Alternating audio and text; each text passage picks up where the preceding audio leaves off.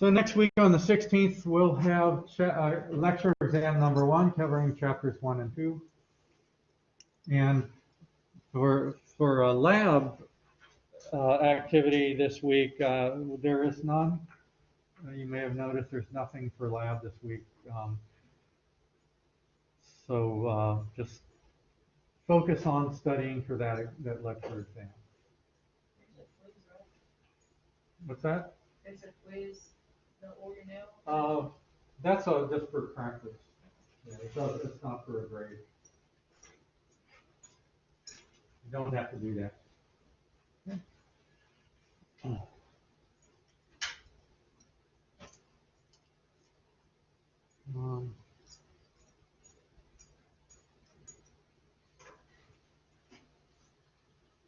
Okay, did we finish chapter 2? Yes. Yes? Okay. So we need to move on to chapter 3. And, on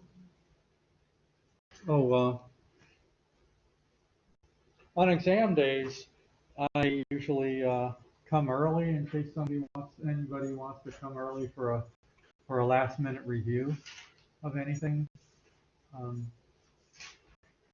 I have office hours time from 12 to 1 on Wednesday anyway, so I could just come here during that time, and I could be in the room here. If any of you want to come early, have any questions, want to review any of this stuff from chapters 1 and 2 one more time next Wednesday before the exam, we can do that. Okay?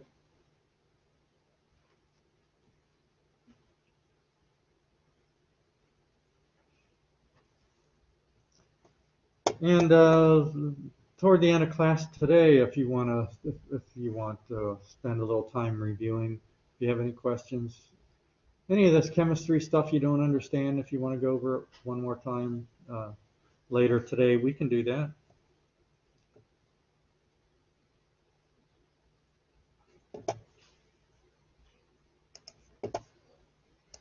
So chapter 3.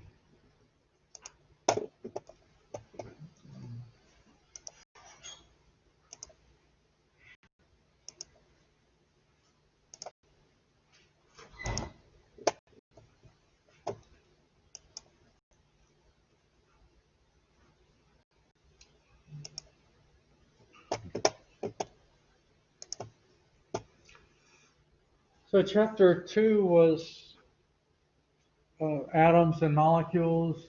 Chapter 3 is cells. Chapter 4 is tissues.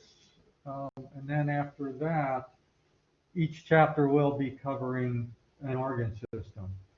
So we're kind of moving our way up through those levels of organization, looking at the smallest parts, the atoms and molecules first, and then cells, and then tissues, and then organs and organ systems.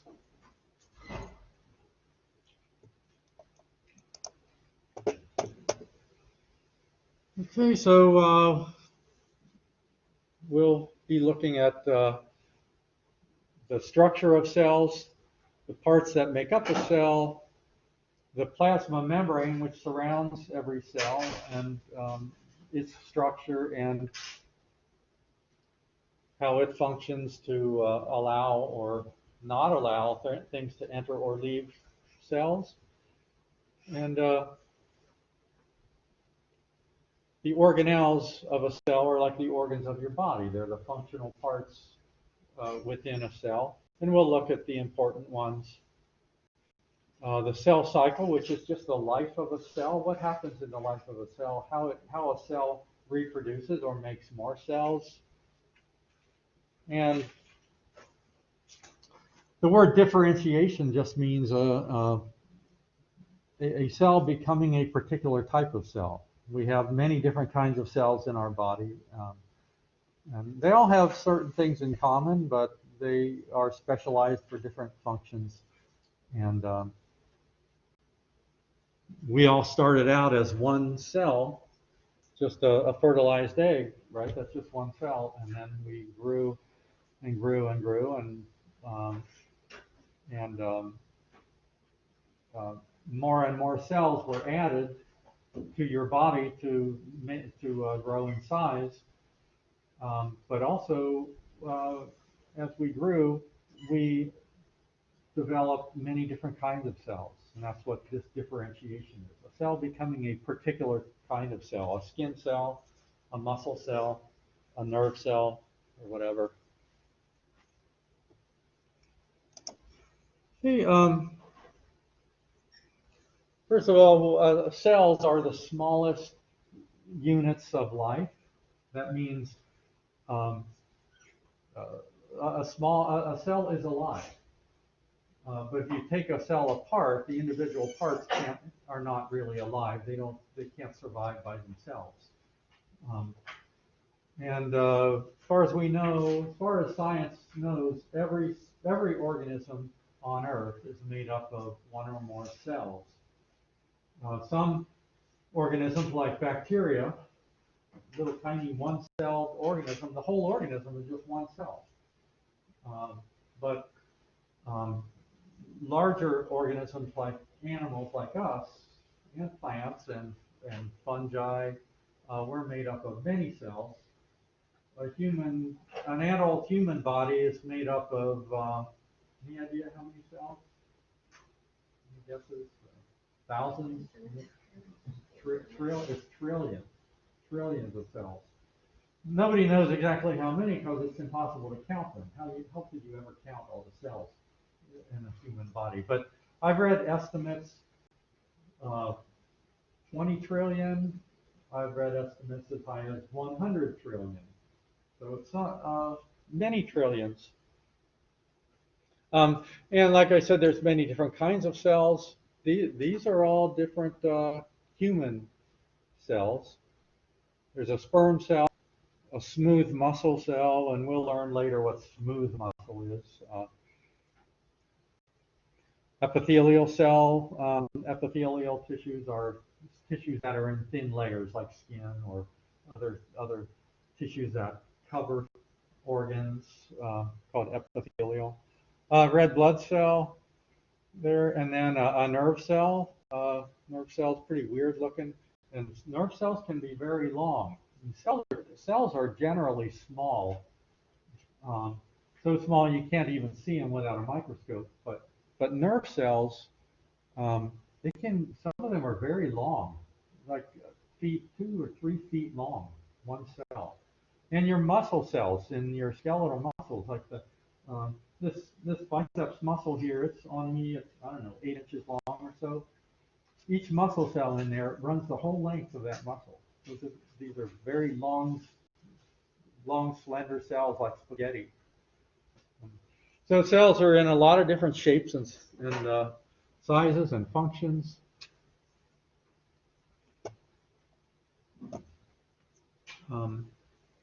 So it says 75 trillion cells there. I think that's what's in our textbook, but that's just an estimate. But almost every cell, it says a cell has 3 main parts, but almost every cell is surrounded by a membrane called the plasma membrane, or sometimes just called the cell membrane. So that's a covering for the whole cell. It surrounds it, holds it together. And inside the cell is the cytoplasm. That's just everything inside. It's a jelly-like stuff along with a bunch of organelles in there, like the organs of your body. The organelles of a cell are the little functional parts. And we'll learn what some of the different organelles are. And then the nucleus. In some books, the nucleus is said to be part of the cytoplasm. Other books say, no, the nucleus is separate from the cytoplasm. But the nucleus is where the chromosomes are. It's like the brain of the cell, the control center. Okay, so here's a diagram of a cell showing the major parts. organelles. So every cell has this this membrane surrounding it. It's labeled there, the plasma membrane. Um, we'll talk more about the structure and function of the membrane a little later.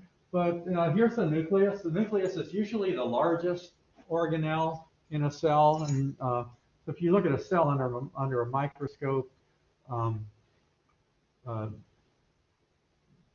um, the nucleus is usually pretty obvious. It's a big dark spot in the inside of the cell. So that's where the chromosomes are. That's what these threads are here. That's all chromosomes, or it's labeled as chromatin. Chromatin is just the material that the chromosomes are made out of. It's really DNA molecules.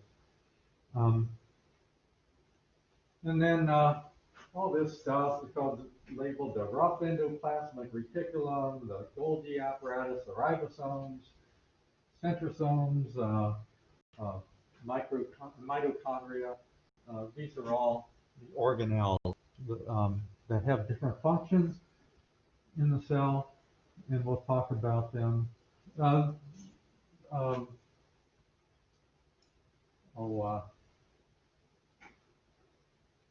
most of these organelles have their own membrane around them. It's made out of the same kind of material that the plasma membrane. So this is all membrane, surrounded by membranes here. Um, this the secretory vesicle. This is a vesicle that's just it's just like a little sac within a cell, and the sac is made out of membrane material, and it'll have something in that vesicle. In this case, a secretory vesicle. It's like if there were some kind of protein molecules made inside the cell, but they were going to be released from the cell. This protein molecule would be put in a secretory vesicle, and then that secretory vesicle, this one, is moved to the surface, and that secretory vesicle is fusing with the plasma membrane. So it's all made out of the same stuff, this membrane material, and so it's like this vesicle is releasing whatever was in it, releasing it to the outside. So that happens in cells sometimes, like if this was a cell in a gland, like your adrenal glands, that makes hormones, and the hormones are then released into your blood. Those hormones will be made inside here, put into vesicles, moved to the surface, and released to the outside. That's called secretion of a hormone. Okay, need to talk about this plasma membrane that surrounds the cell. The plasma membrane is made out of the structure is a bilayer of phospholipids. We briefly talked about phospholipids when we learned about lipids in the last chapter. So lipids are fats and oils. So phospholipid is like a fat that it's like fat molecules that have a phosphate on it attached to it.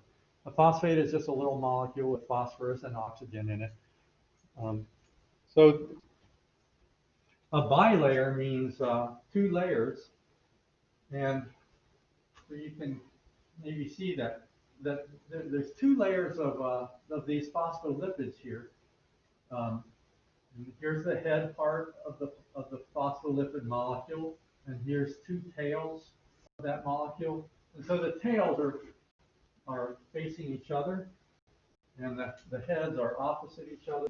That's how these phospholipid molecules are arranged in 2 layers, this bilayer, to form the plasma membrane.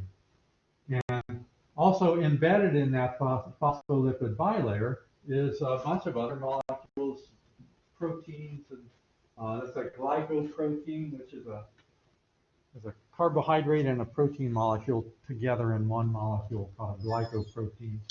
Glycolipid, the carbohydrate and a lipid together in one molecule. And some of these molecules, like these protein molecules, it says channel protein, This is a cutaway view or a cross section, so you can see the inside of this protein molecule. It has a channel or a tunnel through it, and we'll see a little later that that's one way that some atoms and molecules can get into or out of a cell through these channel proteins.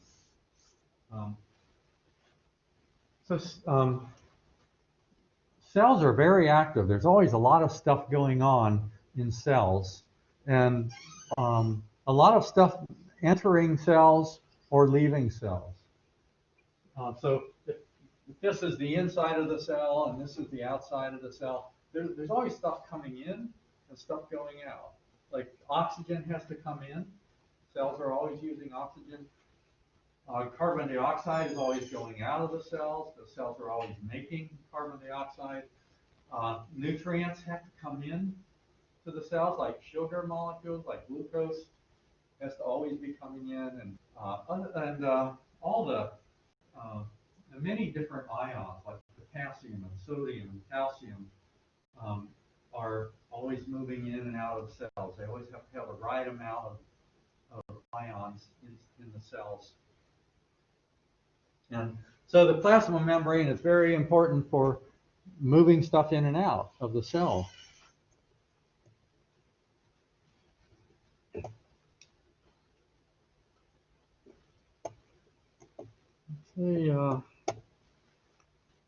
Some practice questions there, but again, showing the phospholipid bilayer. So each of these is a phospholipid molecule with a glycerol head and two fatty acid tails. And they arrange themselves this way because the inside the cell, the cytoplasm inside, it's a watery material. And the cells of your body are surrounded by tissue fluid, which is watery. And these phospholipid molecules, the head part is hydrophilic, which means it dissolves in water. Okay, it likes to be in contact with water, but the tails are hydrophobic. They don't dissolve in water. They don't like to be in contact with water. So these molecules arrange themselves with the tails facing each other, away from the water out here, and the heads are toward the outside in contact with the water.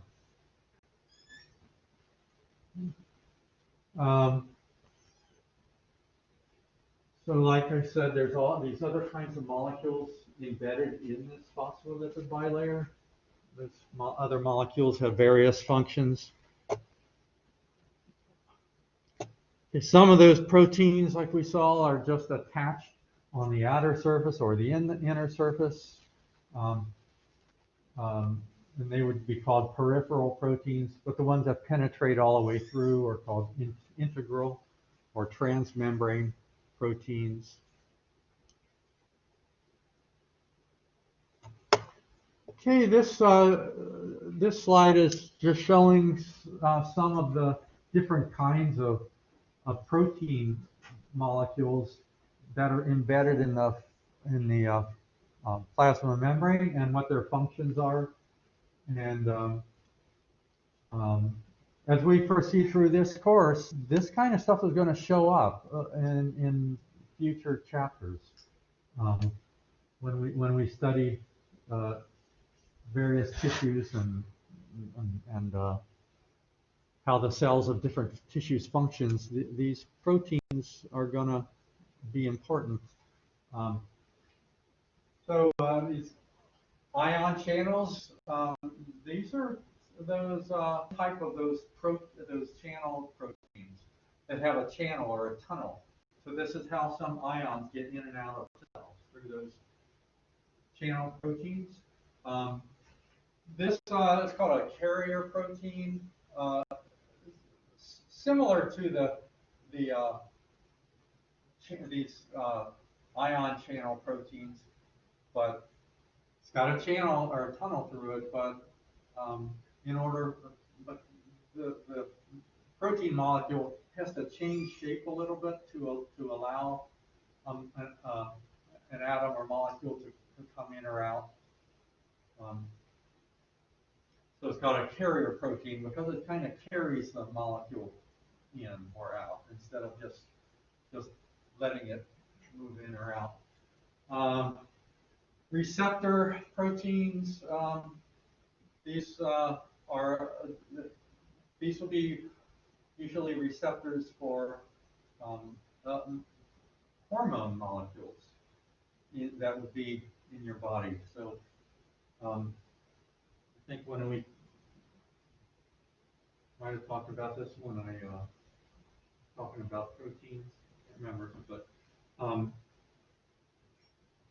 a hormone is a chemical messenger. It's a molecule that's released in one part of your body, and it has an effect on cells somewhere else in your body. So for example, the hormone adrenaline is released by your adrenal glands on top of your kidneys. And what does adrenaline do? It's released when you're in some kind of emergency life or death situation, and adrenaline is released into your blood. It circulates throughout your blood, and when those adrenaline molecules contact cells, it causes changes in those cells. For example, adrenaline makes your heart beat faster, right? And it does that because the cells of your heart have receptors on them, like these molecules, these proteins.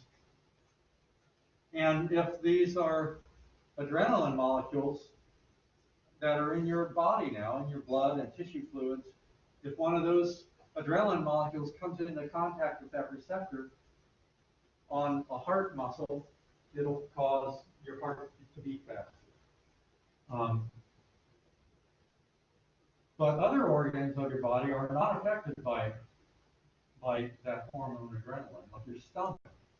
Your stomach doesn't care if you're in a life or death situation and you're running from a grizzly bear, so your stomach doesn't have to speed up or anything. So your stomach cells do not have receptors for adrenaline.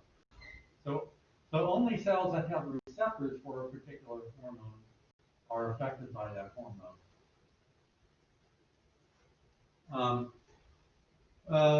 Enzymes, remember enzymes are protein molecules that cause chemical reactions in living organisms.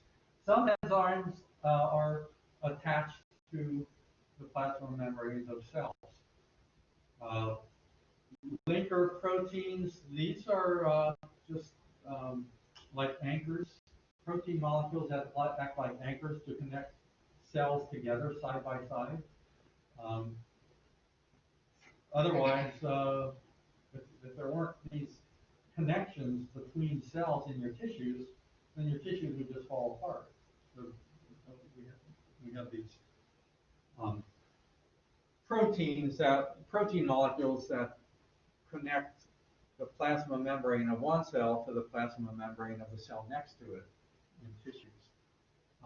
And also on the surface of our cells, just about every cell in your body has some kind of identification marker on it, like an ID badge. And those are just special protein molecules.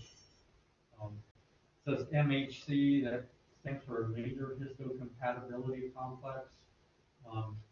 Histo means tissue. Compatible means that they get along together. So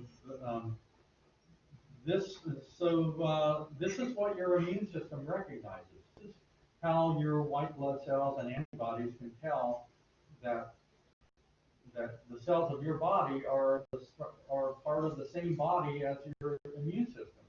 If you didn't have these, then your immune system would attack your own cells. And sometimes that does happen. It's called an autoimmune disease. When the person's immune system no longer recognizes that those tissues are part of that body and starts attacking your own tissues.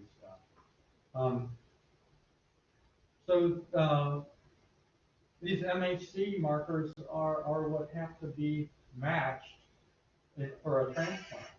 So if I'm going to if I would like to donate a kidney to you, because you need a kidney transplant, before that could happen, we would have to make sure my MHC markers are the same or very similar to yours. Otherwise, what's going to happen? Your immune system is going to attack the cells of my kidney and reject it.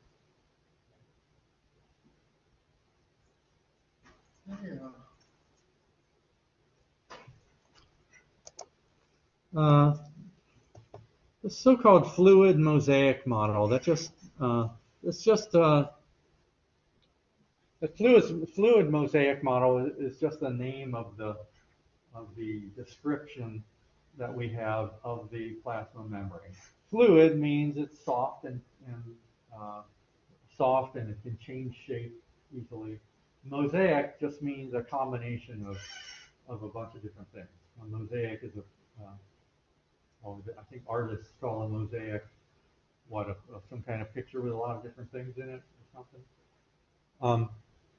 So the plasma membrane is made out of a lipid, which is like a fat, right? So it's very soft and flexible, and it's a mosaic because it's not only phospholipid bilayer, but it has a bunch of different other molecules embedded in it, proteins, and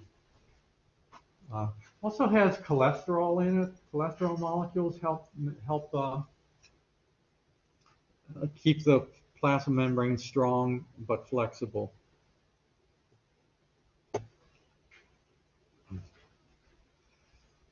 Okay, the plasma membrane is selectively permeable. Permeable means if something is permeable, that means that it can be penetrated. It's something that you can get through it. Something can get through it. But selectively permeable means that it only allows some kinds of things to get through it, but not others. And some kind of substances that can very easily pass through the plasma membrane are oxygen and carbon dioxide and steroid hormones. Because remember, the plasma membrane is made of phospholipids, and steroid hormones. Steroids are lipids. So steroid hormone molecules can pass through the phospholipid bilayer pretty easily. Oxygen and carbon dioxide are nonpolar molecules, like lipids. Lipids are nonpolar. That's why they don't dissolve in water. So oxygen and carbon dioxide can dissolve their way through that phospholipid bilayer and get it in and out pretty easily. But some kinds of substances that cannot get through the phospholipid bilayer easily are ions, like all these important ions that your cells need. So potassium, calcium, sodium, large polar water-soluble molecules. So molecules that dissolve in water generally cannot get through the phospholipid bilayer easily. So amino acids that make up proteins,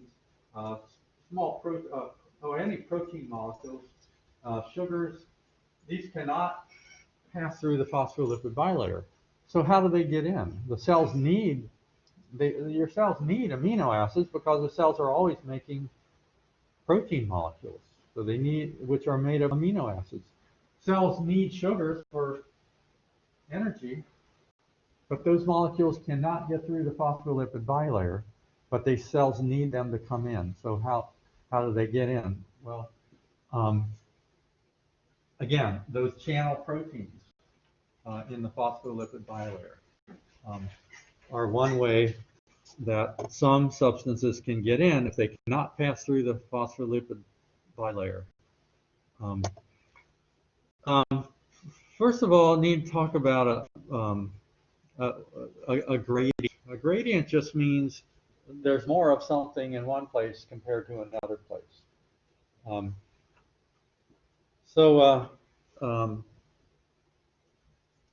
For example, look at you got a picture. Oh, again, here's the phospholipid bilayer of a plasma membrane. This is inside the cell. This is outside the cell. If there's a very high concentration of oxygen atoms dissolved in this liquid, so lots and lots of oxygen atoms, not very much oxygen inside the cell because the cell's always using up the oxygen. That's a concentration gradient. Just means there's more here compared to here. So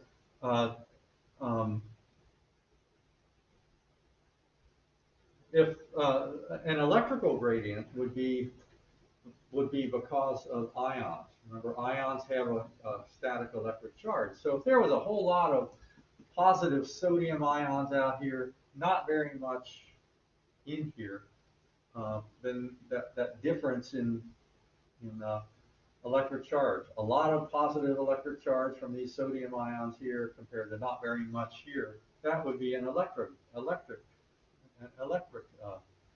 gradient. The combination of these concentration gradients and electrical gradients is called an electrochemical gradient. And those differences in concentrations is what causes atoms and molecules and ions to move by themselves from one place to another. And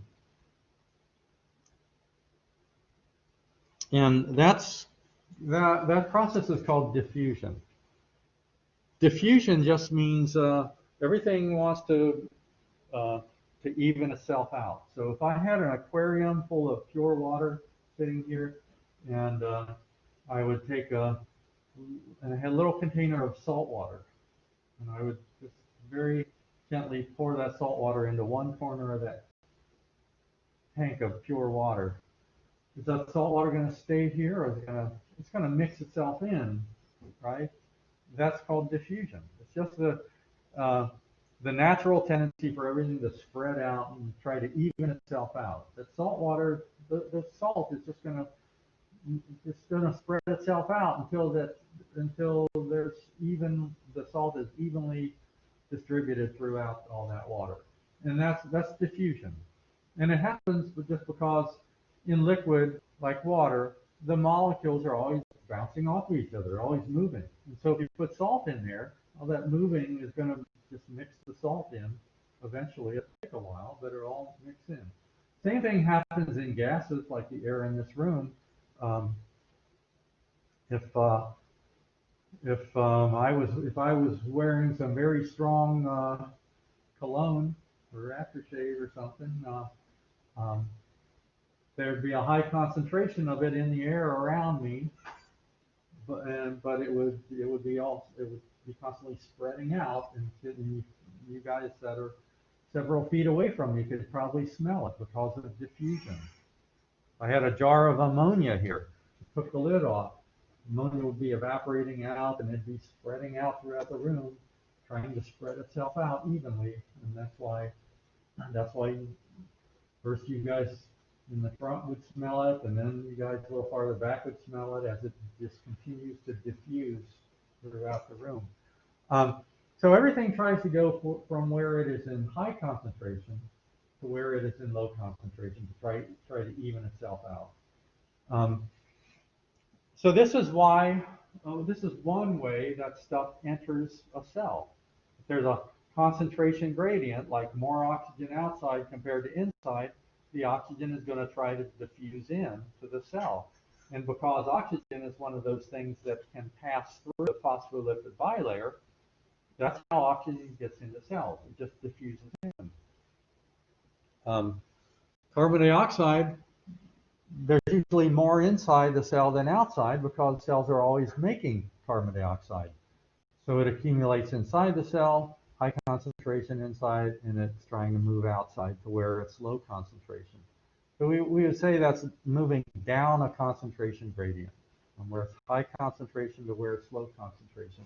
And if it's through the phospholipid bilayer, we just call that simple diffusion.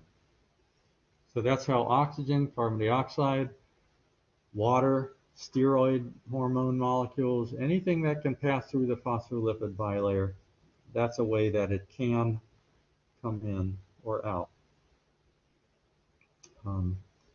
So here's again, we see that. So if there's a lot of oxygen here, not much here, it's going to want to diffuse in. If there's a lot of carbon dioxide inside, not much outside, it's going to want to diffuse out.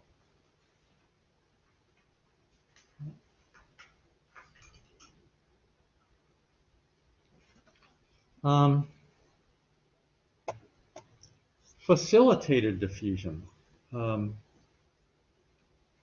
Anybody know what facilitate means?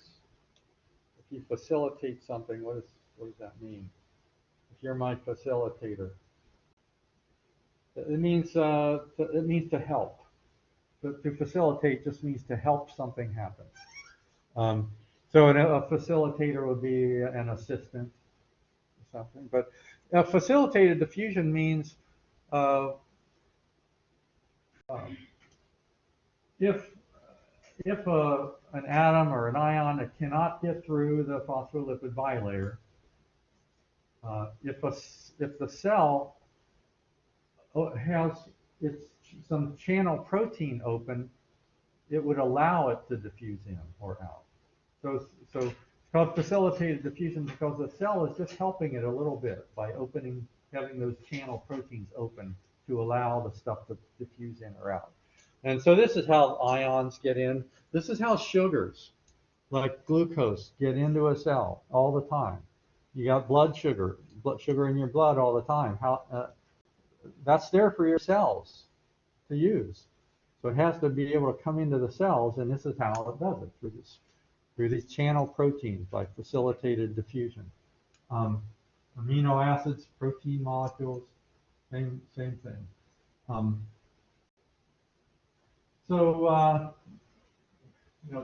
Difference between channel-mediated and carrier-mediated, really the same thing, just ions or molecules coming in through a channel protein, but in the carrier-mediated ones, the channel protein has to change shape a little bit. So when like a sodium ion touches the channel, it changes shape to help to allow the ion to get through it. The channel-mediated ones, it's like the channel's just open. Stuff can just pass right through.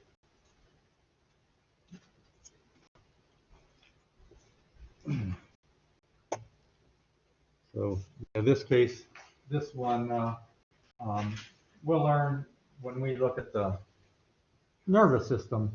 Some of these channels have little gates on them that open and close to allow ions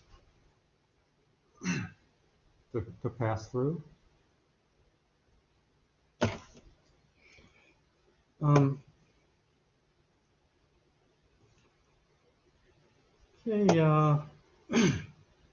So these are all called, the diffusion is considered to be a passive process of transport in or out of a cell. Passive means that it just happens by itself due to a concentration gradient, because there's a higher concentration outside than inside, so the stuff wants to move in by itself. The cell doesn't have to use its energy to make that happen. So it's called passive. Another kind of diffusion is called osmosis.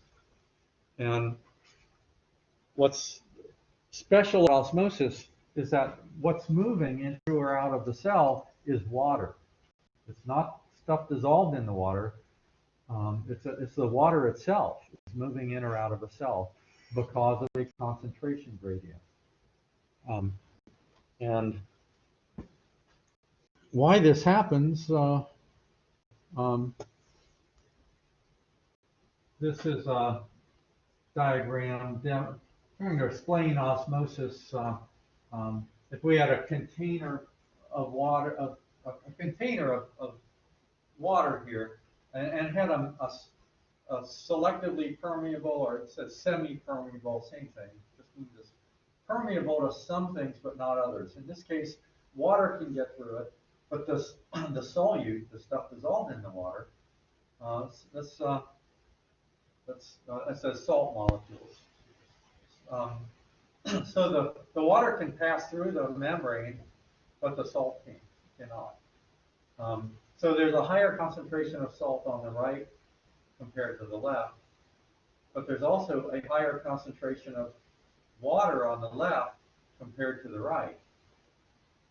Because on the right, some of this is salt. This is 100% water, so higher concentration of water here compared to here.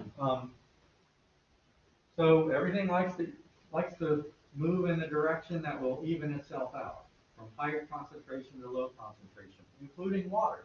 So there's a there's high concentration of salt on the right compared to the left. So salt would like to move from right to left, but it cannot because it can't get through that membrane. Water, higher concentration on the left compared to the right, it would like to move from left to right, and it can do that, get through the membrane. So, so that's what's shown here. The water will actually move from left to right and pile up on the right side. That's called osmosis. And these words hypotonic and hypertonic, hypo means low, hyper means high. So hypotonic just means a low concentration of solutes, so low concentration of salt. Hypertonic means a high concentration of solute, stuff dissolved. These words are only for comparing two solutions. So this one is hypotonic compared to this one. This one's hypertonic compared to this one. It doesn't make sense to say that a solution is hypotonic. It has to be compared to another solution. So you need to remember about osmosis, you need to remember that water always moves by osmosis from the hypotonic solution to the hypertonic solution. So hypo to hyper. Everybody say that together. Hypo to hyper. Remember that forever. Osmosis, hypo to hyper.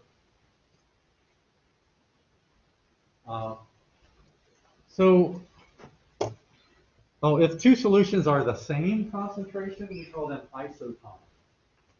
So if two solutions are isotonic to each other, the same concentration, then there will not be any movement of water by osmosis. This word tonicity just means the concentration. So if the solutions are, if one solution is hypotonic or the isotonic, we call that the tonicity. Okay. So why is this important in biology or in medicine? It's very important. You can, as a nurse, you can kill somebody by osmosis if you don't know what you're doing. So this is a normal red blood cell. They're kind of flat, thinner in the center, kind of shaped like some hard candies that are shaped like that. Thinner and hard candies that are kind of flat and thinner in the center, like the red blood cell. In normal blood, the cytoplasm inside the cell is isotonic to the blood plasma, the liquid part of the blood, surrounding the red blood cell. So they're about the same concentration of stuff inside the cell and in the surrounding liquid. So they're isotonic, so there won't be a whole lot of movement. So the red blood is not absorbing a lot of water or losing a lot of water normally, but if you put red blood cells in a hypertonic solution, so put them in real strong salt water, they shrivel because remember, water moves from hypo to hyper. Water will move from inside the cell into the hypertonic salt water outside. So the red blood cells will lose water and shrivel up like a raisin. That's called hemolysis. So, and if you put red blood cells in pure water, then the pure water is hypotonic compared to the inside of the cell. So the cells, red blood cells, would absorb water by osmosis, and that's called prenation. That cell could burst like a balloon. You think your patients would like you if you did that to them? So what's in those IV bags that what is it? Saline. Saline means salt water, right? It's not pure water in there usually. Sometimes, but it's normally it's called normal saline, right? Or well, yeah, normal saline. Normal means isotonic. It means it's the same concentration that's supposed to be in blood plasma, the liquid part of the blood, so that this doesn't happen. If you use pure water, you'd be diluting the patient's blood, making the patient's blood too watery, so the red blood cells could swell up from osmosis. If you use saline that's too salty, now you're making the patient's blood plasma hypertonic compared to the inside of the red blood cells. Red blood cells could shrivel. That doesn't look good either. Same thing with irrigating a wound. Um, um, it might not hurt anything too much to use pure sterile water for that, but it's better to use saline because a deep cut, there's already some tissue damage there. You might even do more by using pure water, causing the cells to swell up and burst. And it's better to use normal saline so there's no osmosis.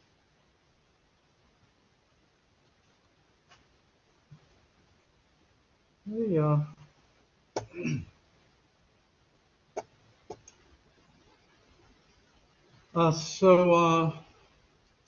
Said those processes of diffusion are passive. They just happen by themselves because of a difference in concentration, concentration gradient. But there are also some processes of getting stuff into or out of cells that are active. That means the cell has to make them happen, and the cell has to use some of its energy to move something in or out of the cell. So this is also going on all the time in cells. They're always moving stuff in or out. Active transport, endocytosis, and exocytosis. These are all active.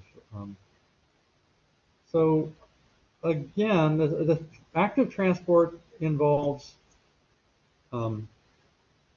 channel proteins again, but in this case, these channel proteins don't just allow stuff to move through in or out, they actually pump stuff in or out of the cell using the cell's energy. So, and this would have to happen, for example, if the cell has if a cell has too much sodium in it right now, and it needs to get rid of some sodium ions. But if the liquid surrounding that cell has even a higher concentration of sodium, then diffusion would be in the wrong direction. Right? If there's a higher concentration outside than inside, the sodium is going to want to diffuse in, but the cell needs to get it out. It's got too much. So diffusion isn't going to work for that. So the cell's going to have to actively pump the sodium out using these special channel proteins that are like pumps for sodium. And what do cells use for energy for most of their processes that need energy? Just ATP, little rechargeable batteries. So that's called primary active transport, just a cell pumping something in or out through these special channel proteins using ATP for energy. And there are, for all of these processes that involve channel proteins, it's usually a different kind of channel protein for every kind of atom or molecule or ion that's moving in or out. So these, like those carrier proteins for allowing sodium to come in, there would be channel proteins for sodium, but different ones for potassium, and you have different ones for calcium. So this is primary active transport. These sodium potassium pumps, these are just these are channel proteins that are constantly moving potassium and sodium. It's really important to have the right amount of sodium and potassium in cells, especially in cells of the nervous system, nerve cells. And we'll see when we talk about how nerve impulses work. It's all about sodium and potassium moving in and out. Secondary active transport, the same kind of thing, except instead of ATP for energy, these channel proteins use the flow of another ion by diffusion. So these are channel proteins for moving calcium, like moving calcium out of the cell. So the energy to run these pumps is from sodium being allowed to flow in by this sodium gradient. So there's more sodium outside compared to inside. So sodium is allowed to flow in through here, and that flow that provides energy for pumping calcium out. So this is called a secondary active transport, using a flow of something else for energy to pump something instead of using ATP for that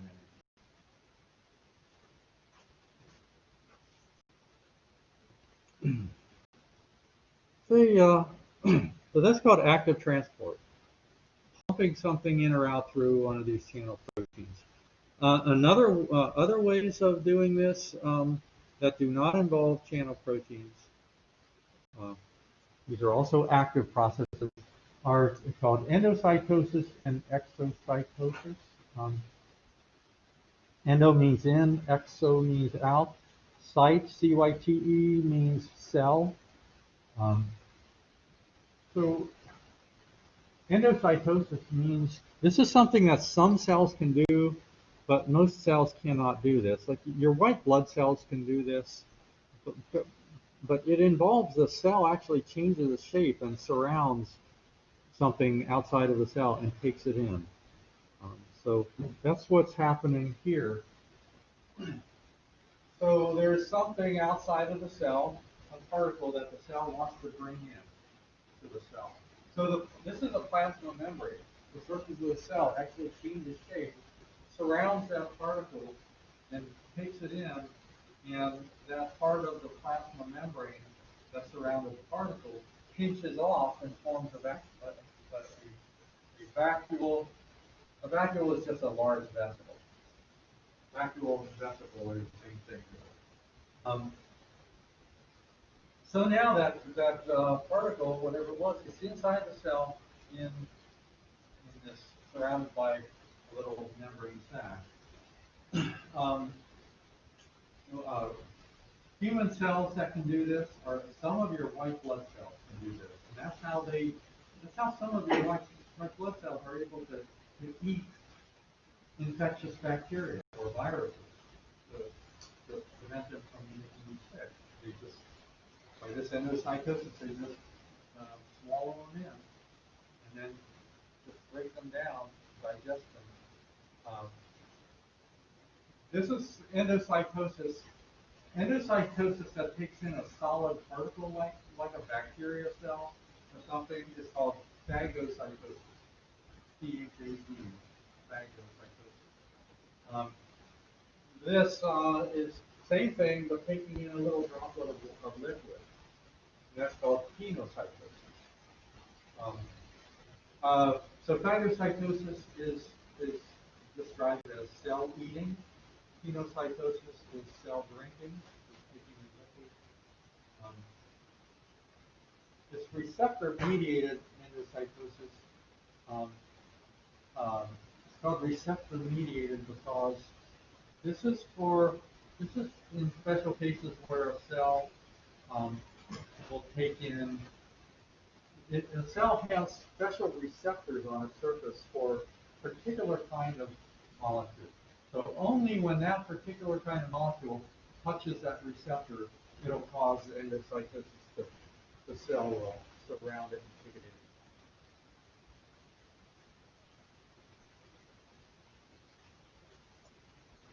in.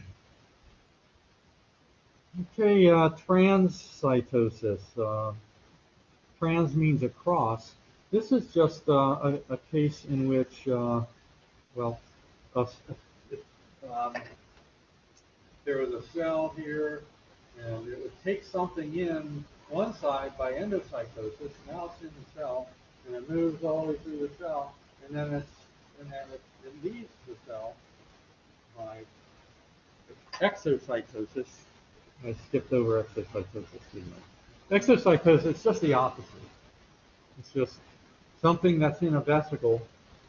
It's like that secretory vesicle we saw in the early slide of a cell.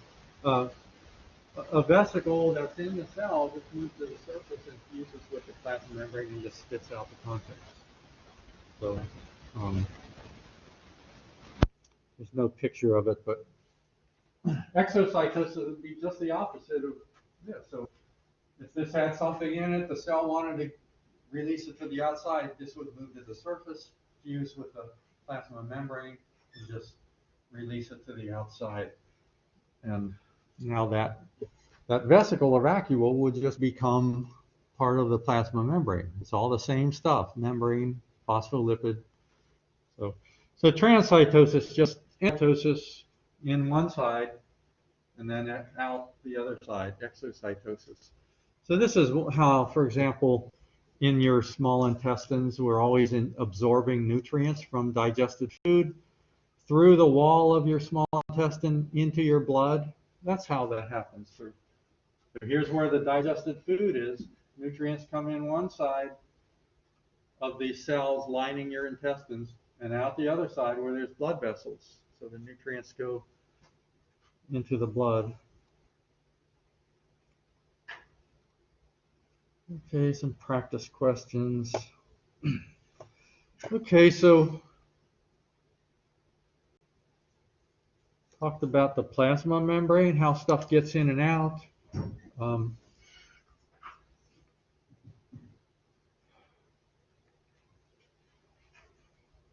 Usually when I'm teaching this and we have a lab part of the class, we do an experiment in lab. That's kind of cool. So if I would, well, we have this in the labs. We have this stuff called dialysis tubing. It's just a real thin plastic tubing.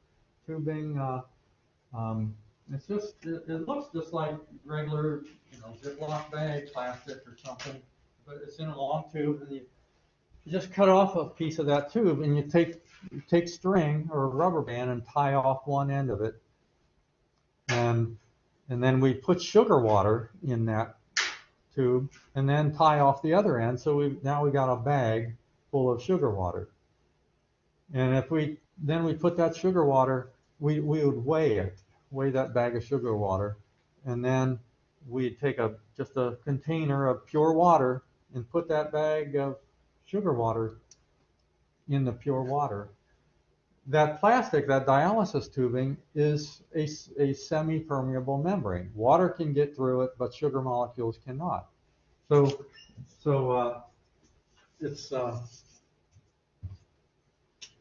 we've got this container full of pure water, but we got this sack full of sugar water. So there's all these sugar molecules in here. no sugar out here. So this out here, the pure water is hypotonic compared to the sugar water, right?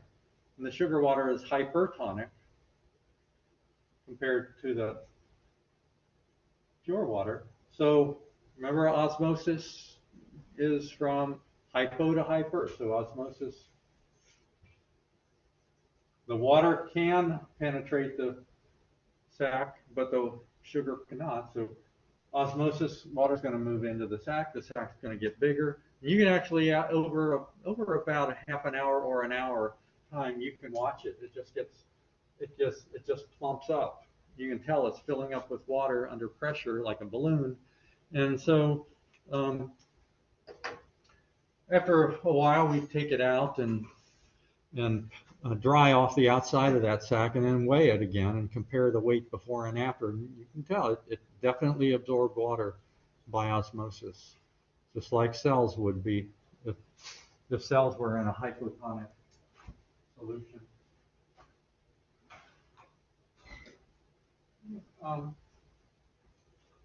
Okay, cytoplasm, the inside of a cell. So we're going to consider everything inside the cell except the nucleus to be cytoplasm. So I guess in our textbook, the nucleus is not considered to be part of the cytoplasm. Some textbooks it is. It just depends on who wants to make that decision, who's writing the book. So cytosol is just a liquid or jelly-like stuff inside of a cell. But within that cytosol, or surrounded by the cytosol, is all the organelles, the little structures inside the cell. And a cell has its own skeleton called a cytoskeleton. Again, cyto means cell. So it's not made of bones. It's just made of these. There's labeled as a microtubule, intermediate filament. So these long things here, those just part of the so-called cytoskeleton. They're just protein fibers, just long, skinny protein fibers that attach to the inside of the plasma membrane. They attach to the organelles. And hold the organelles in place. They can move organelles around or move vesicles. That's how those vesicles move from place to place within a cell, and that's how endocytosis and exocytosis work. How the plasma membrane can change shape to surround an object and take it in is because the cytoskeleton fibers can get longer and shorter to change the shape of the cell. Okay, cytosol, the fluid or jelly-like portion, mostly water, but always has a lot of ions and other molecules. So glucose for energy, amino acids for the cell is always making proteins, so it needs amino acids for that. Always a lot of ATP molecules. There better be.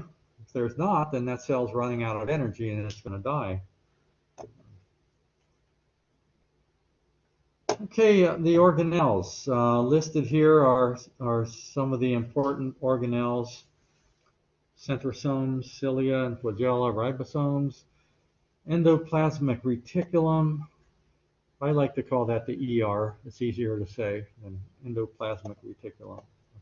Golgi complex. Some books call it the Golgi apparatus or Golgi bodies.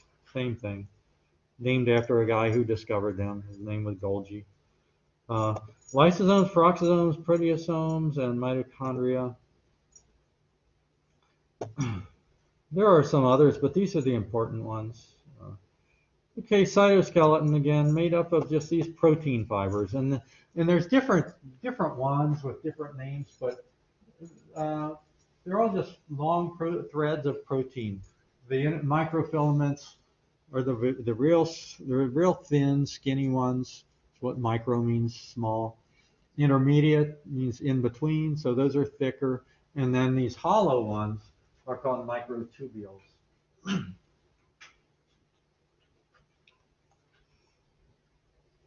Centrosomes, uh, centrosomes and centrioles, these function when a cell is dividing, and we'll learn about cell division later. But when a cell divides, um, it has this special mechanism by the cytoskeleton for moving the chromosomes around in the cell. So when a cell divides, half the chromosomes go one direction, and the other half go the other direction, so that when the cell divides in half, each new cell has enough chromosomes. So that's what the centrosomes do. They move the chromosomes around during cell division.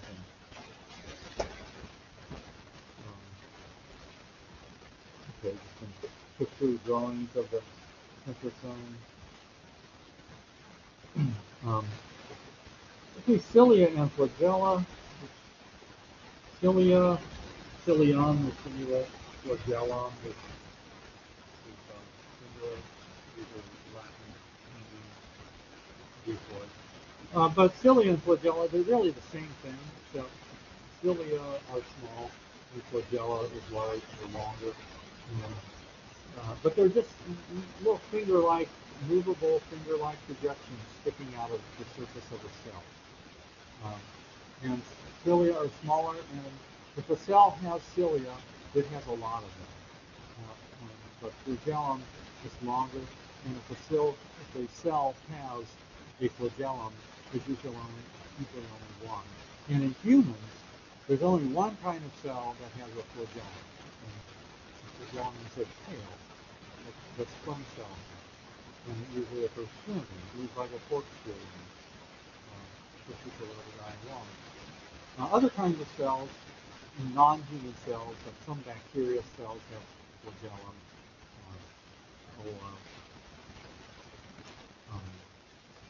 there's many other one-celled organisms that have a flagellum.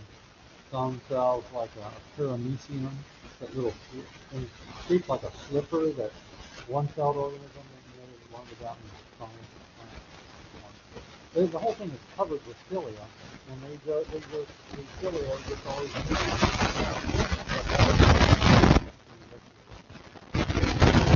But only some cells in humans have cilia. There's only some places in your body, and this shows the lining of the trachea. That's the windpipe here, the airway that we breathe through. If you would look at a cross section of a trachea, so if we cut through your trachea, it's got surrounded by a layer of cells, and each one of these is a cell. If you look closely, these cells have little cilia. Only on this inner surface, where the air is, cilia projecting into here.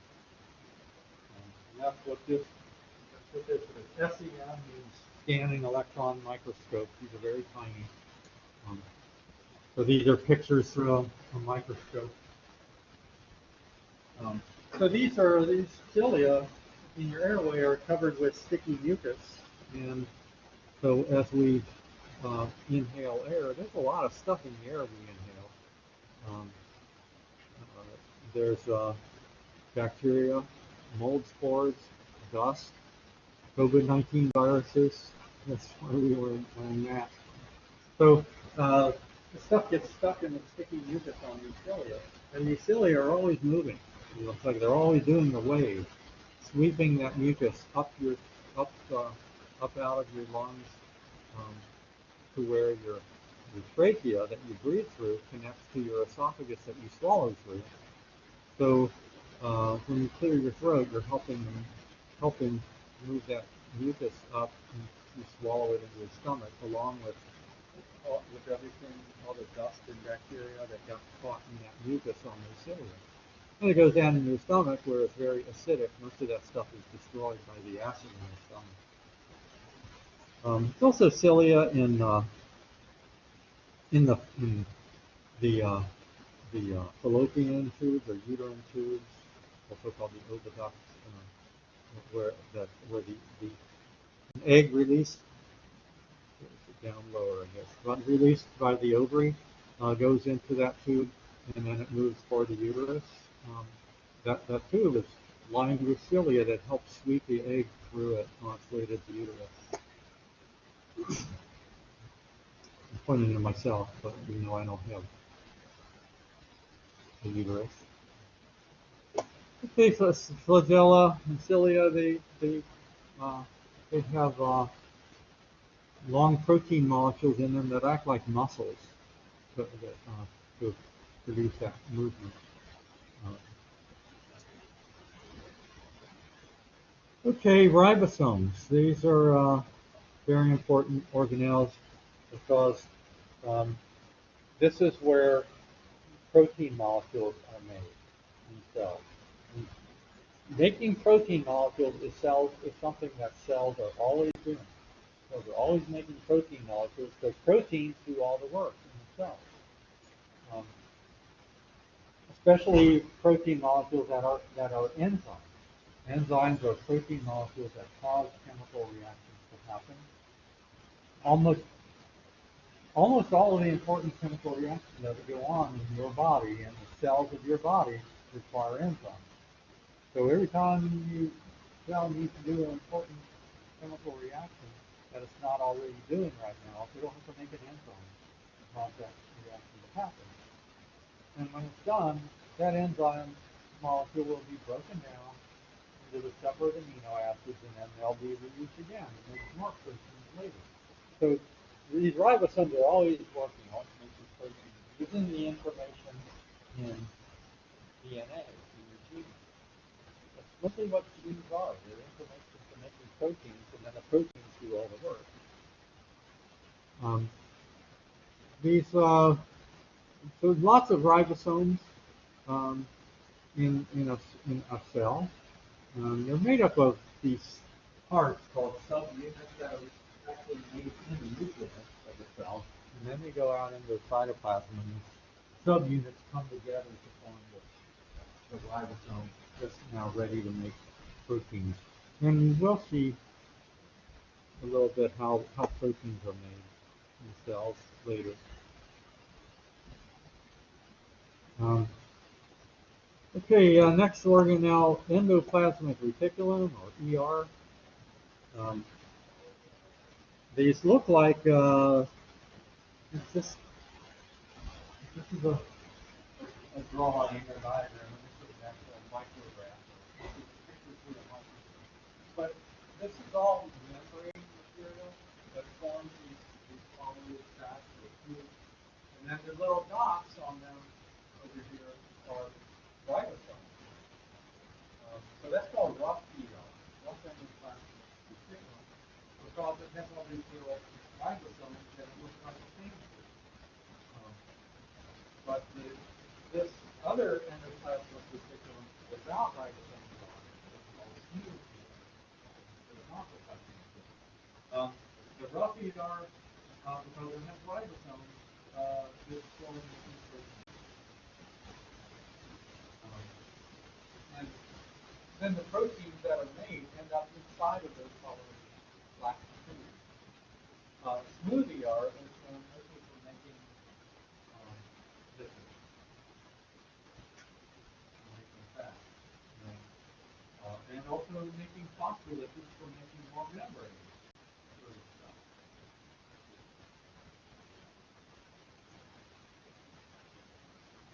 Okay, this also says a smooth ER, in the smooth ER of liver cells that does some, the smooth ER is involved in detoxifying drugs, including alcohol. And alcohol is a drug, or that's toxic. So you drink alcohol. It takes about 10 hours for that alcohol to leave your blood. And what happens to it? Where does it go? It's broken down by the smooth ER in cells of the liver. people who are alcoholics and they drink too much every day, their liver is working overtime doing that, so that the liver wears out and they get cirrhosis of the liver. When we study the muscle tissue, we see that muscle cells have a special kind of endoplasmic reticulum for storing calcium ions.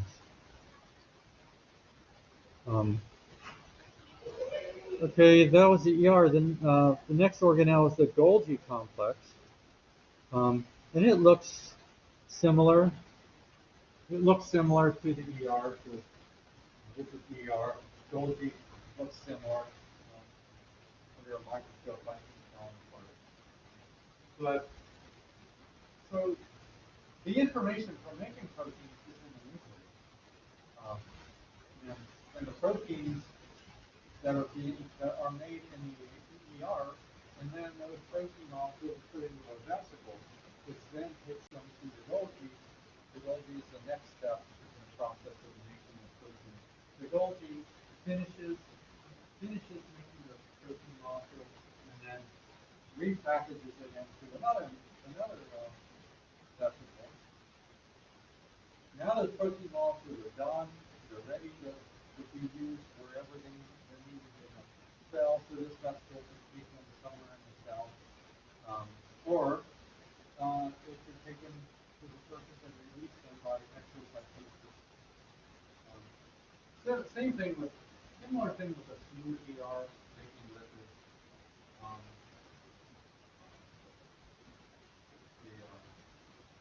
They're made mostly finished in a smooth ER, and then go to the Golgi, which finishes them, repackages them in vessels, and ships them on their way to where they need to be used by the cell.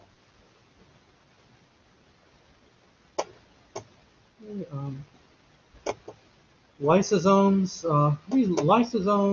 peroxisomes, and proteasomes, you guys just need to know these all do similar kinds of things. Lysosomes, peroxisomes, proteasomes, they all break down molecules that the cell does not need anymore, or breaks down old organelles that the cell doesn't need anymore. In white blood cells, lysosomes in white blood cells, they break down bacteria or viruses that those white blood cells are eating, taking them in. Those pathogens will be digested, broken down in the lysosomes of those white blood cells.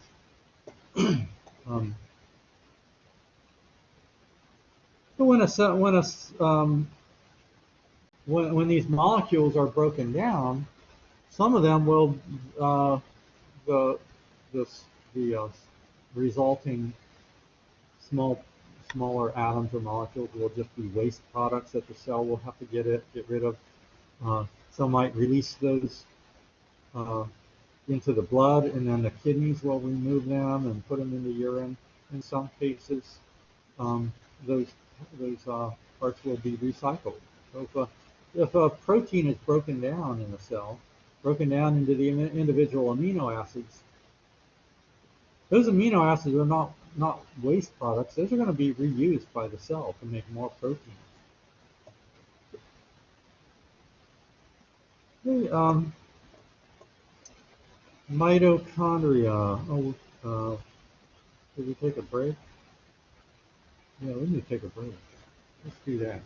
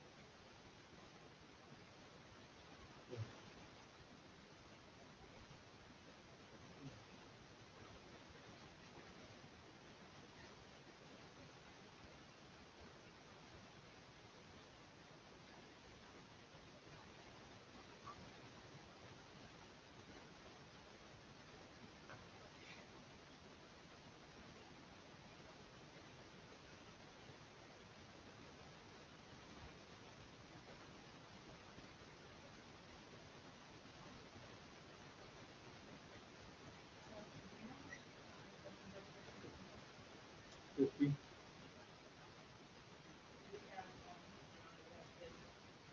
Um, no limit. Um, I want everyone to have as much time as they need. So, um, um, I guess we'll have a test first, and then have some more lecture after that. So, just start the exam at 4:10, 4:15, and everybody's done.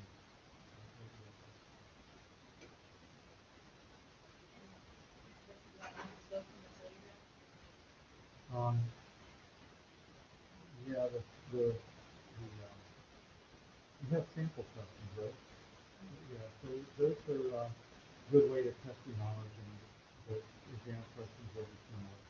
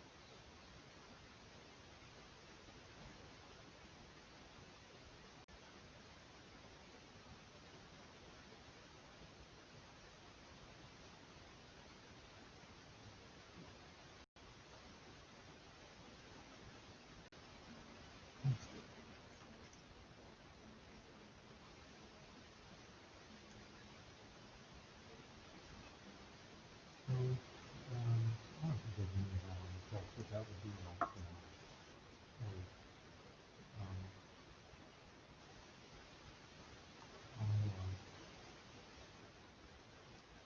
histology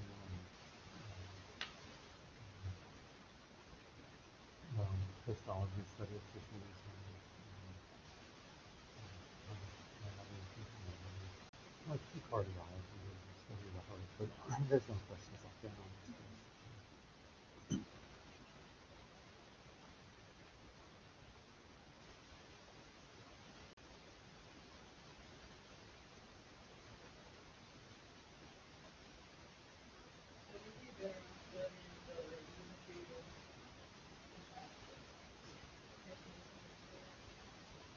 Um, look,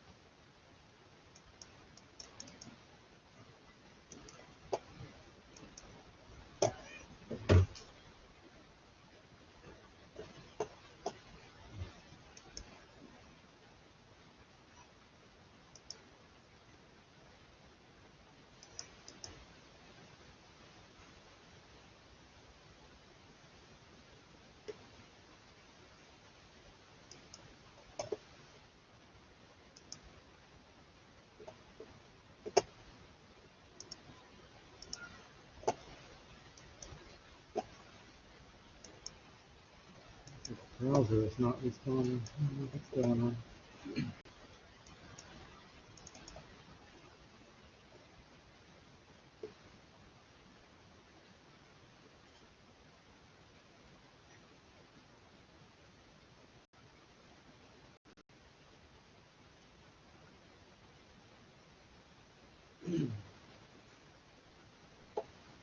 These items on Moodle, some of them are mine and some of them are from other instructors. We share stuff when, when we're setting up these Moodle online and hybrid courses. So the study guide, I think the study guide was made up by someone else, but the sample questions, I make up those sample questions myself. So those, and I make up the exam. So I would recommend study the PowerPoints. I make the PowerPoints too. Study the PowerPoints and the sample questions mostly. That's what's going to help you the most, I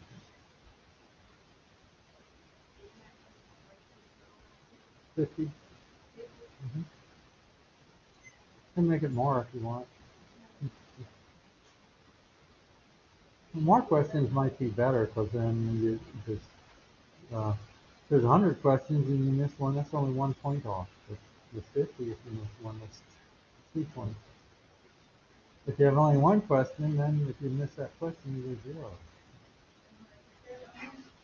0. No, I used to do extra credit on exams, but I stopped doing that because well, 2 or 3 years ago, they changed the grading scale here. It used to be 93. You have to have 93 for an A, 85 for a B, 78 for a C. And then the college changed that to what it is now. And we were told, the faculty were told by the college,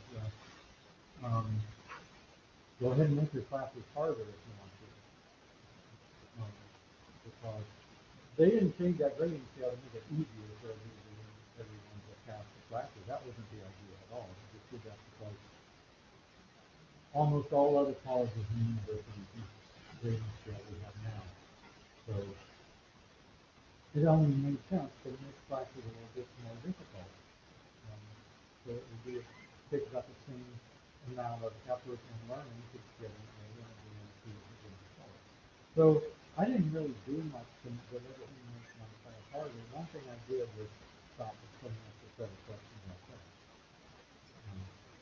And those extra credit questions, they didn't really help students very much anyway, because typically I put extra credit questions on, and the ones who answered those questions and got the extra points were the students who were getting an A anyway on the test. And most of the students who got new that first point, we just leave them all blank. So, they weren't serving their purpose anyway.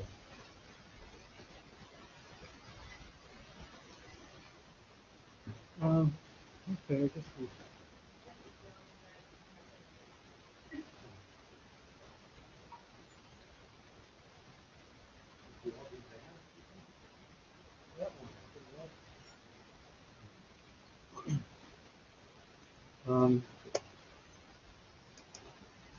Say,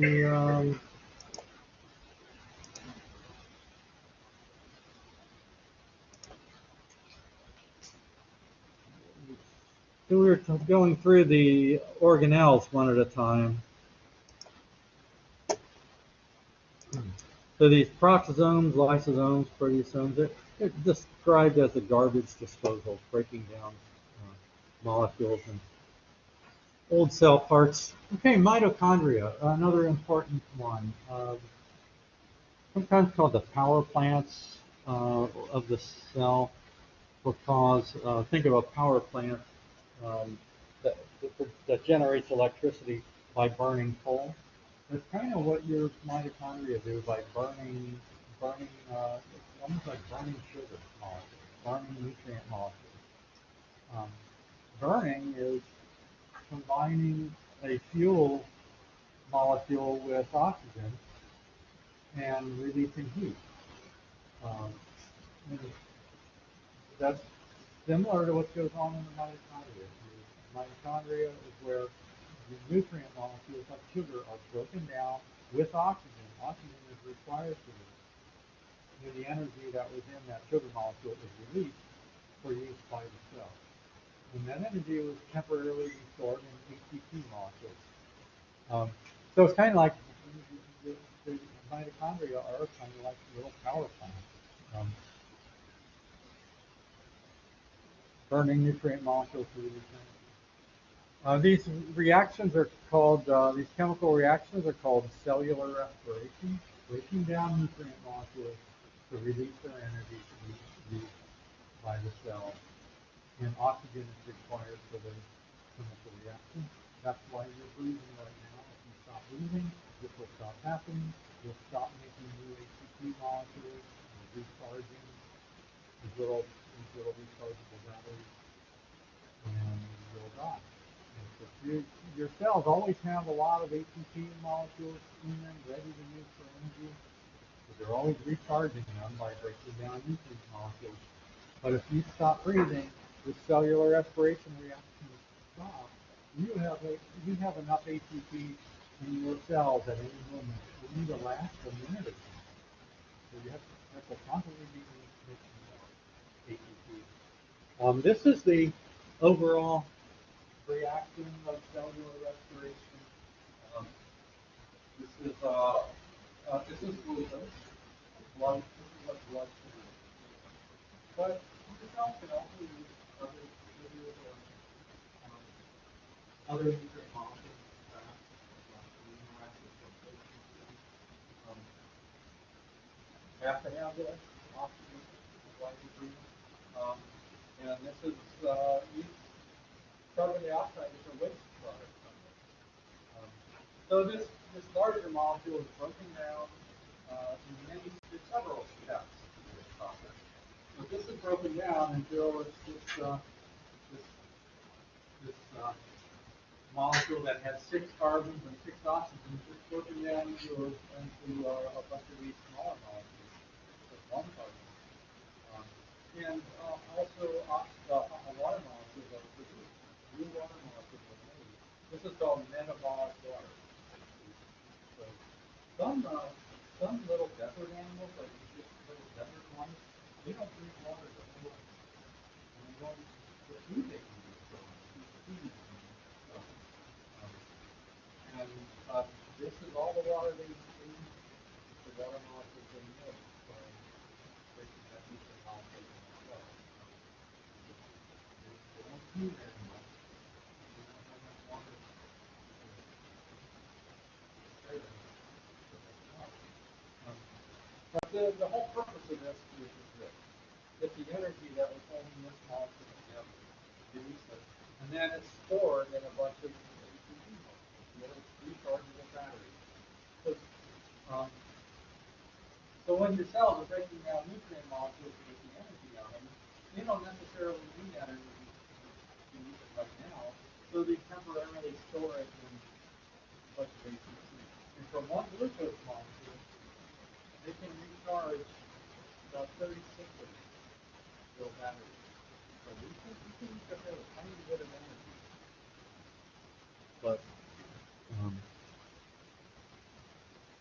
But the cells are always using lots of ATP for whatever they need energy for. Like it says, cells that use a lot of energy, like muscle cells, they'll have a lot of mitochondria. So it takes a lot of energy to do this, to contract muscles, and so the muscle cells use a lot of ATP. Okay, mitochondria, they look kind of long, like little sausages or something.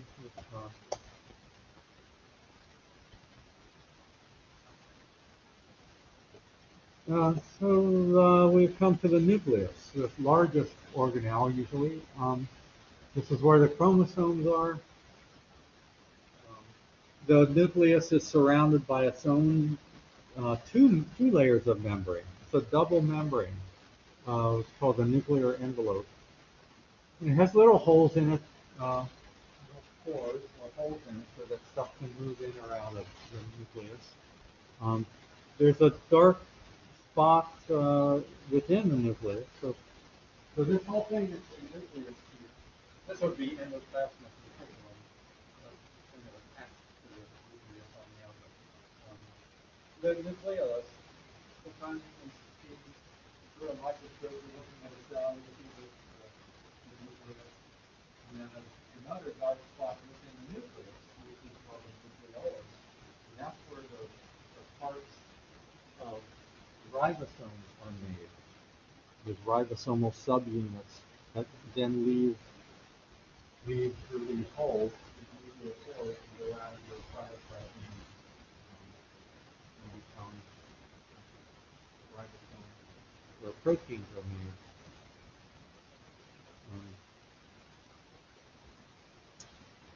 made. This stuff, this is all grains, like little threads or strings. That's all DNA or chromatin.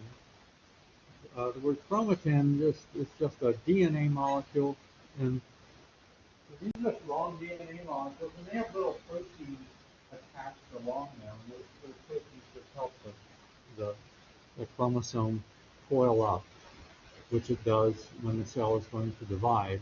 The rest of the time, it's just the chromosomes are uncoiled, and they're just long threads of DNA in the nucleus, like this.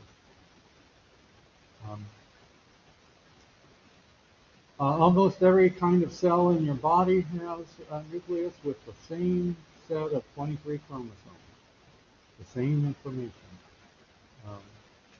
One kind of cell that does not have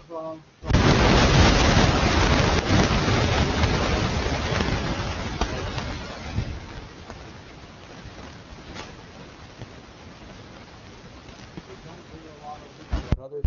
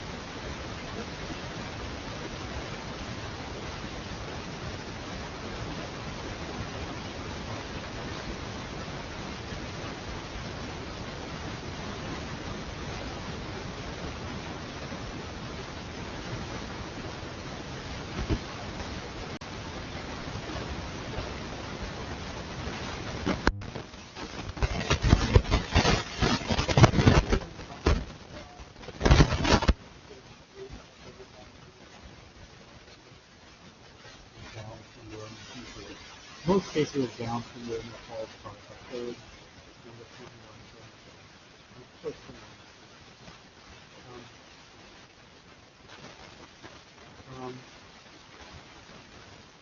21. The number 23 comes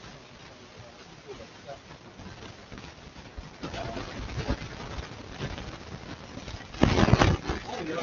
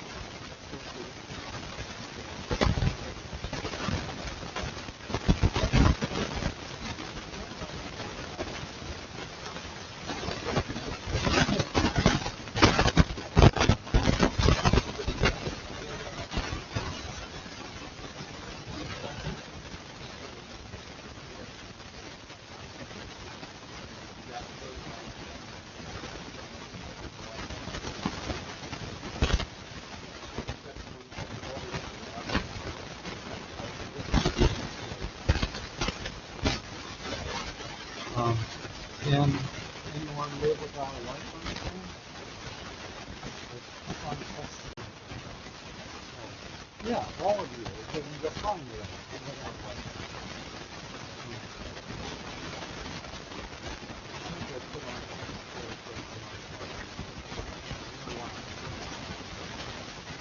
Name a person with no one.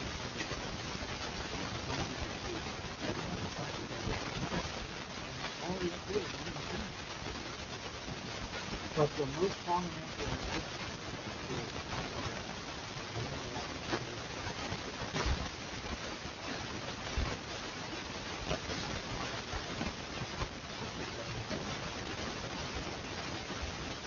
okay, these are matching up with this was nothing is description or the mark.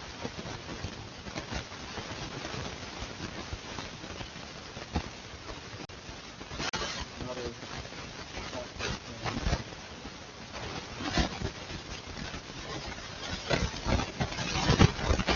we're talking about chromosomes.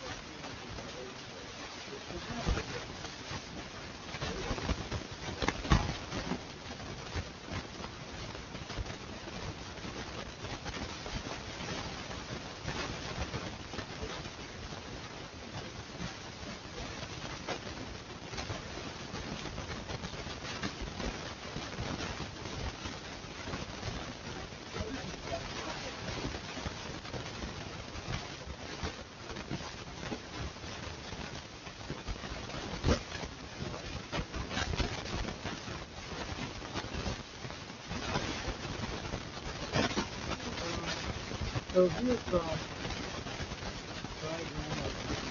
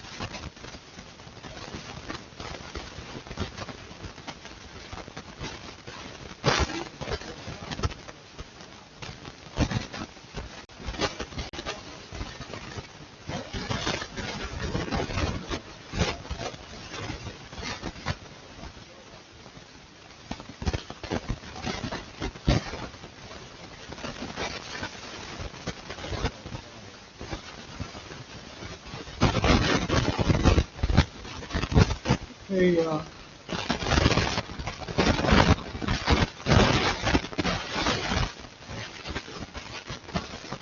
when a cell sends when a cell is sent to the line,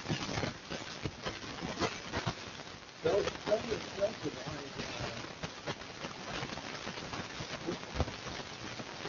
some of the types of cells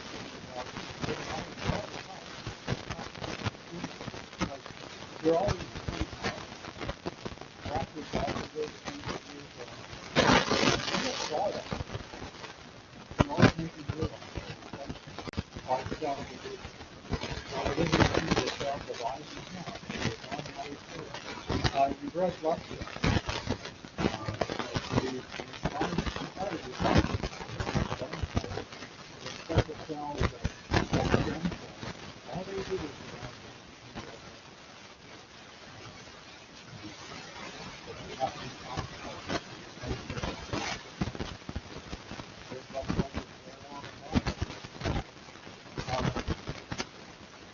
So if a cell has 23 pairs of chromosomes, and the cell can divide, when a cell divides, it turns into two cells.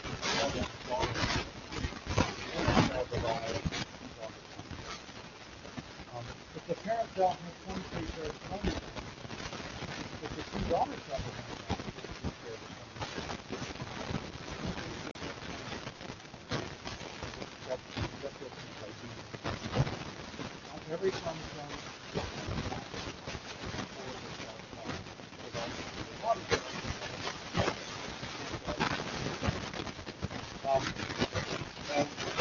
so how you need to learn a little bit about how DNA molecules are replicated. And this is called semi-conserved.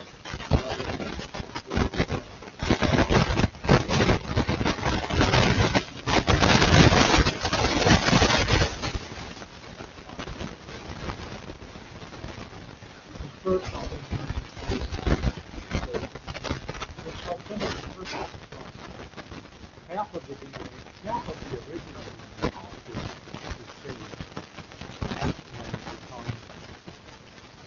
becomes half of the new, half of each of the new molecules. Confusing the way I said that, but here's what happens. So here's the DNA molecule.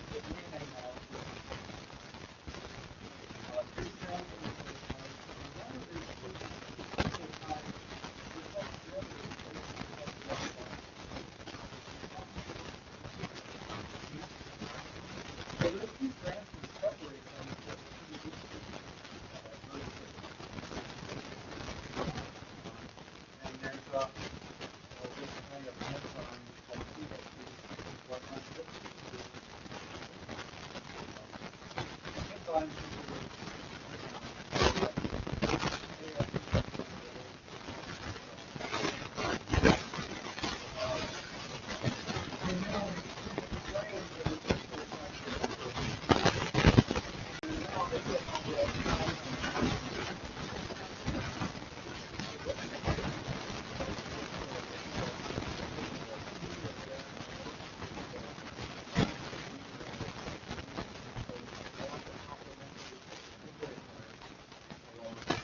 and it does the same thing for the other.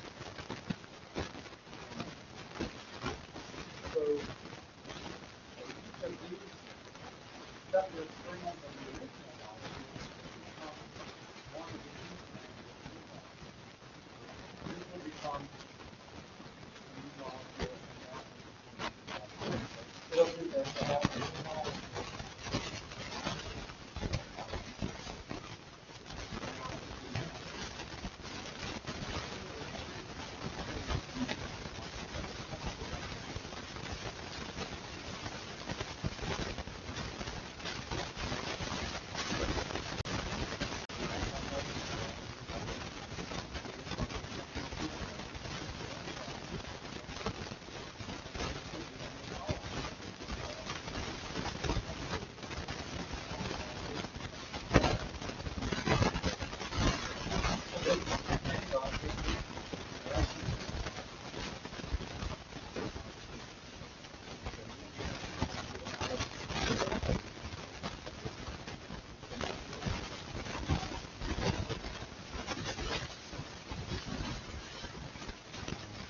This happens in 3 steps.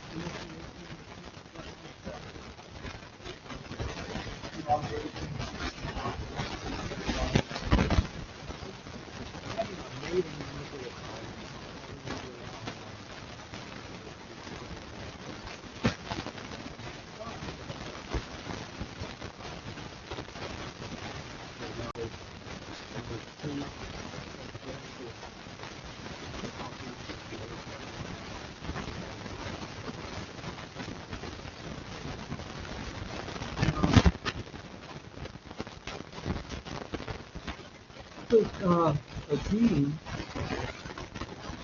the definition of a gene, a sectional chromosome that has the information that a gene uses to make a particular kind of protein. And the proteins do all the work in the cell. So how is this information on how to make a protein stored in chromosomes, and how does the cell use that information to make a protein? It's really very simple.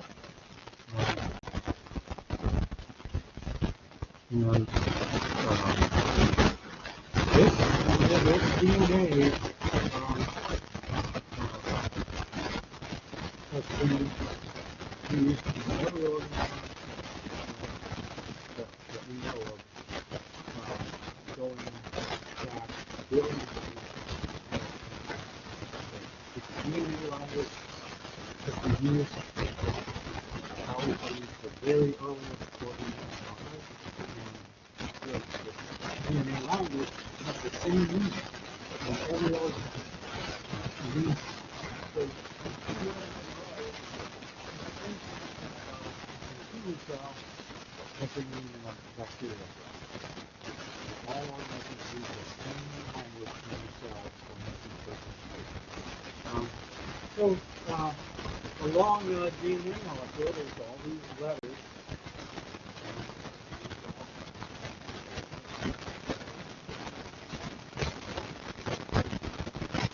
That's information for making proteins. Remember, proteins are made up of amino acids.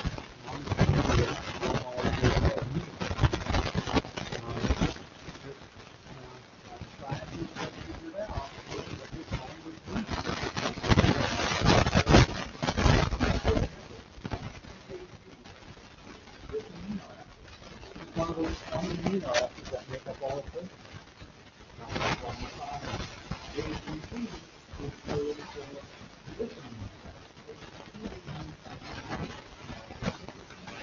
This is called a triplet.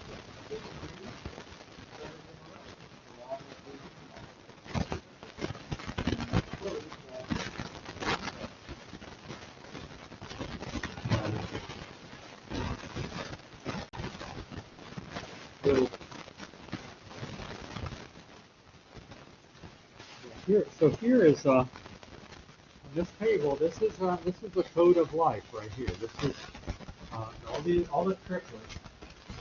And all the amino acids. You can see in some cases, most cases, there's more than one triplet.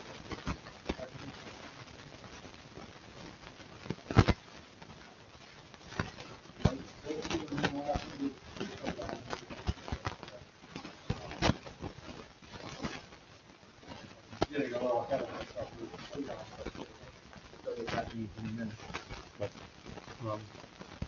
But these are how the cell interprets those letters to mean amino acids to put together at a ribosome to make protein. So let's back up here. It says genes control the cell. They determine what proteins are made and when they are made. And then the proteins do all the work in the cell. Making a protein molecule using information in DNA is called gene expression. So the gene is the information for making the protein, and so that gene expressed that information is used to make a protein. There's 2 steps in making a protein in a cell. And it involves, in addition to the DNA that has the information in the nucleus, there are 3 kinds of RNA that are involved in protein. So the DNA, the chromosomes, stay in the nucleus all the time with the information for making proteins. But the proteins are made out in the cytoplasm on ribosomes. So how does the information get from the DNA to the ribosome? It's through RNA. So it says this process is information flows from DNA to RNA. DNA information is copied.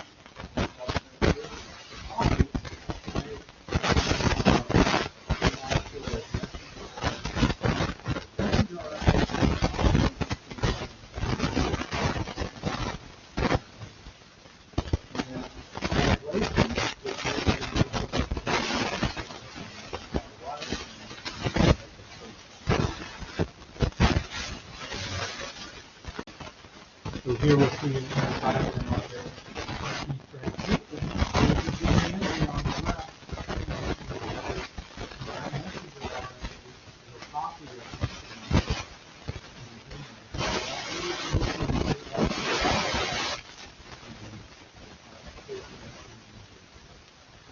information in the messenger RNA. Okay, more. Let's talk about that in a little more detail. So this transcription,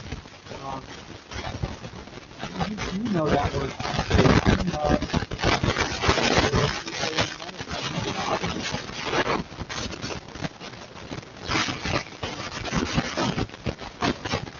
What the copy information. You might have some doctors or officers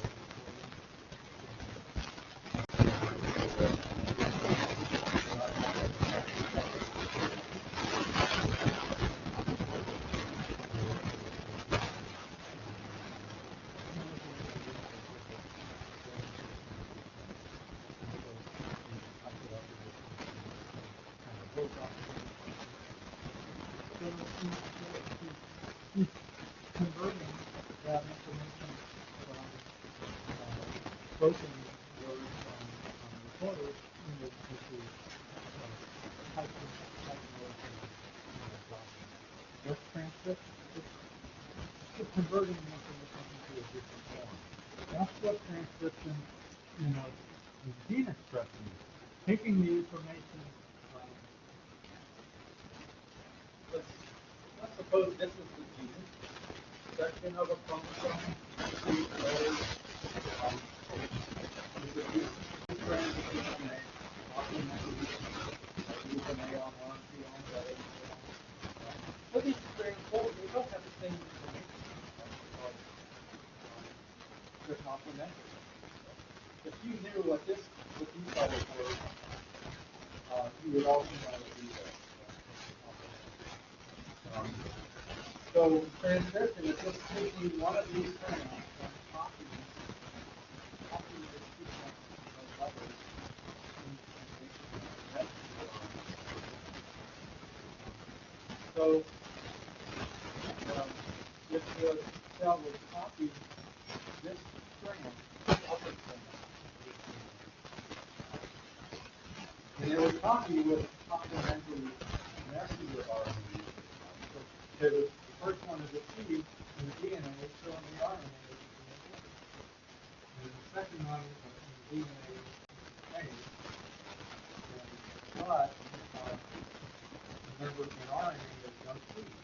There's U.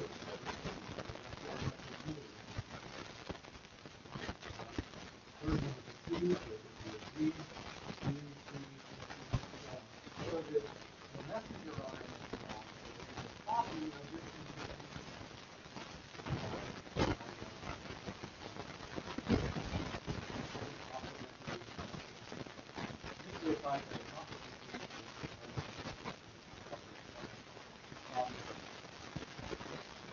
So now this is messenger RNA and RNA. So now this stays in the nucleus, but this copy now, so immediately that bit and then this, so now three of these is called a triplet, but then you can do the complementary that is, messenger RNA and all, so it's called a triplet. The acronym stands for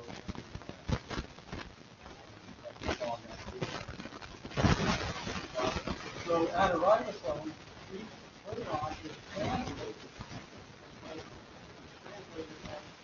one unit. That would be an acronym. So the ribosome just reads along, starts at one end, and reads along this messenger RNA molecule.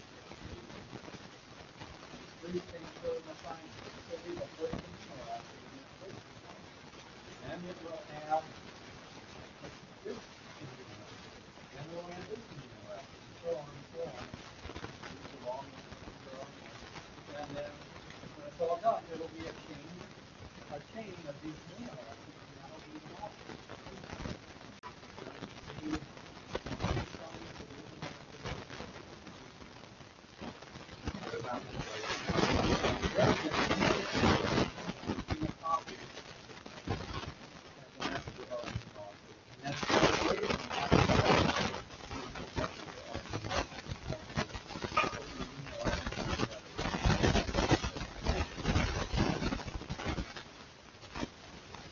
simple, right?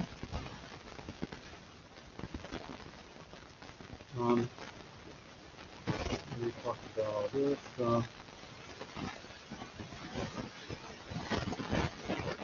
So here, this blob here represents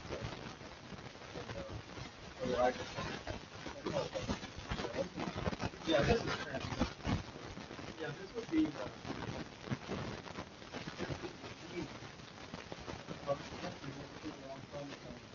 Yeah. Here's the next one.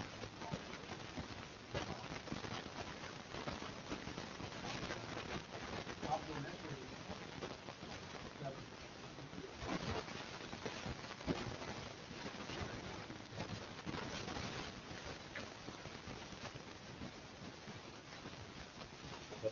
The enzyme that does this is called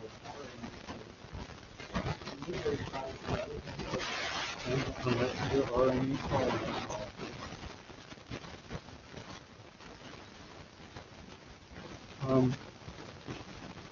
After that messenger RNA molecule is made, it turns out that these DNA molecules are millions and millions of nucleotides long, millions of letters long. But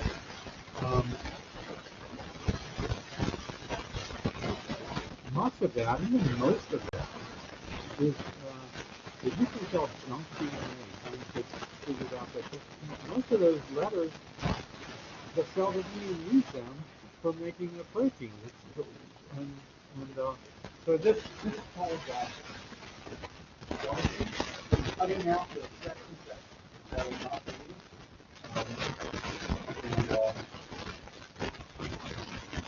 They're called introns.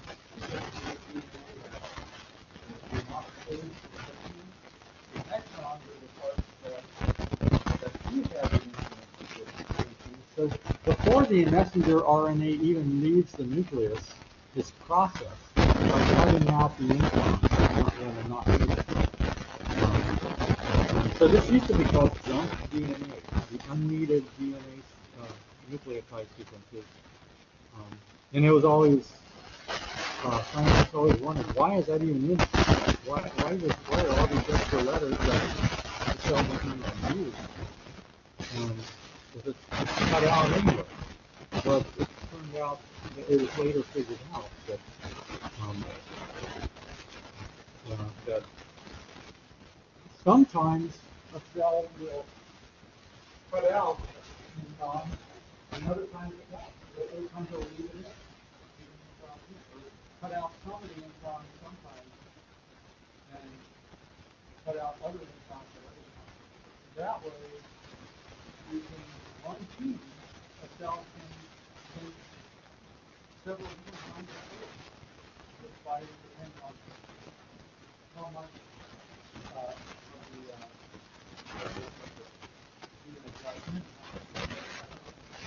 so it's really just an efficient way of storing information where the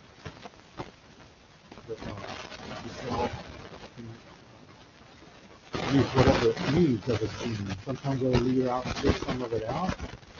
Sometimes it'll leave it all in, depending on what form of the protein it wants to use.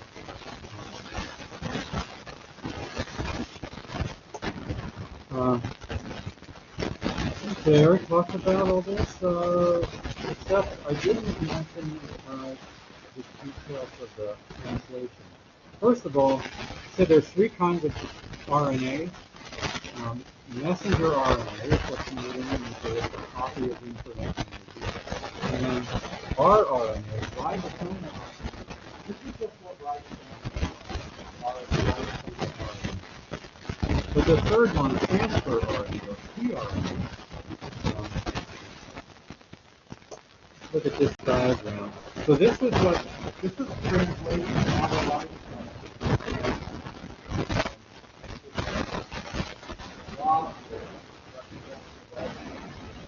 Let's start with two of the messenger RNA.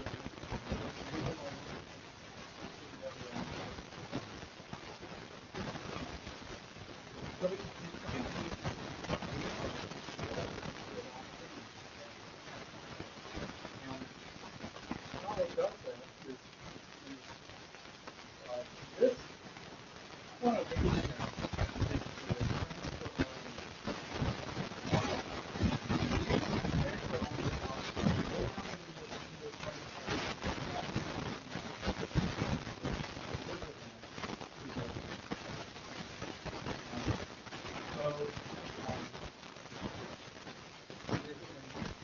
and then for example, this transfer RNA molecule, just carrying this amino acid molecule. This is the codon for RNA.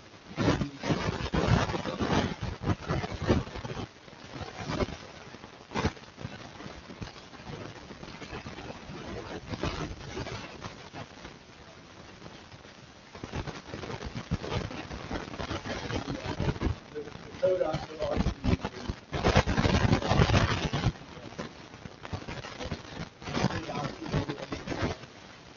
On this transfer RNA molecule,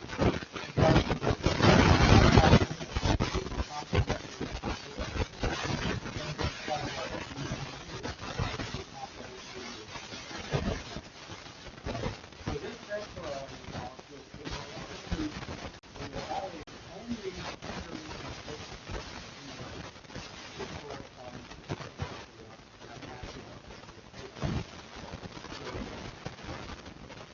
this transfer RNA went out into the cytoplasm, found RNA, and it goes to the ribosome where this anticodon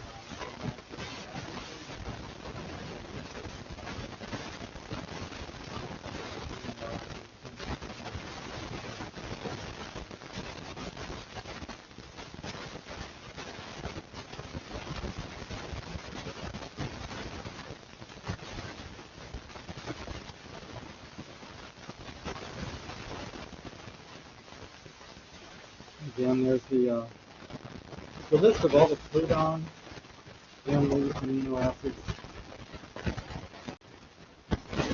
You'll see some of these. This one. So this codon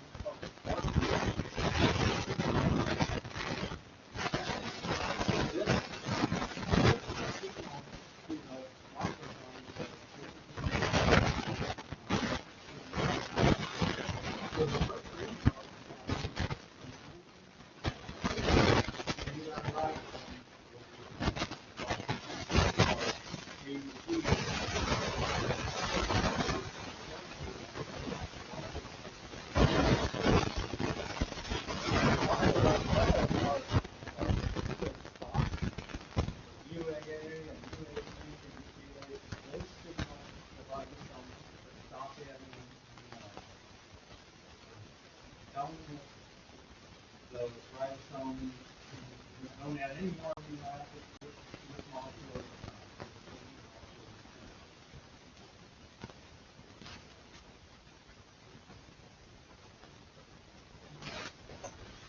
So here's a summary again. So transcription in the nucleus, that's the DNA, chromosome. A section of that is a gene. And the cell needs to make up protein. Gene, that chromosome, it will make a copy of that gene and send it to RNA. That RNA will leave the nucleus, go out to the ribosome, and get that messenger RNA. The ribosome will start at one end. Move along, codon, transfer RNA molecules are delivered transfer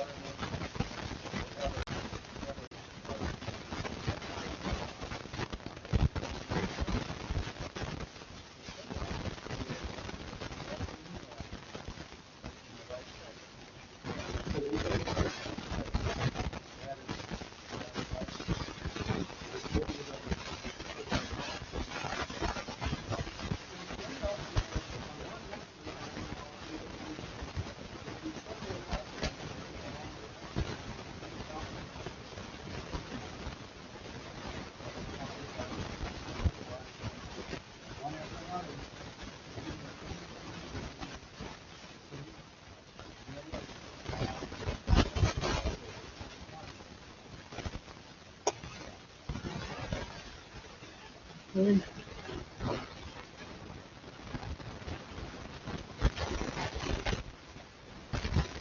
So that's gene expression of proteins.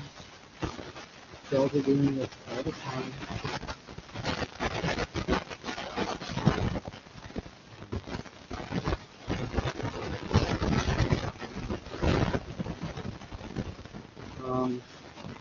Another thing that cells do is they divide. That's how they reproduce. So cells in our body are always, some cells in our bodies reproduce all the time, others almost never do. For example, the skin cells always dividing and making more of them. Red blood cells always making more of them. But if you get into healing, you're involved in the cell. You can replace the damage. You have an infection.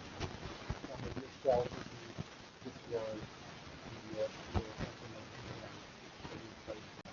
That all happens by cell division. Some kinds of cells in our body almost never divide. For example, some of our blood cells, some of them might be something wrong. You might lose feeling if you saw it. Hopefully you don't. But after a month or two, that feeling might come back.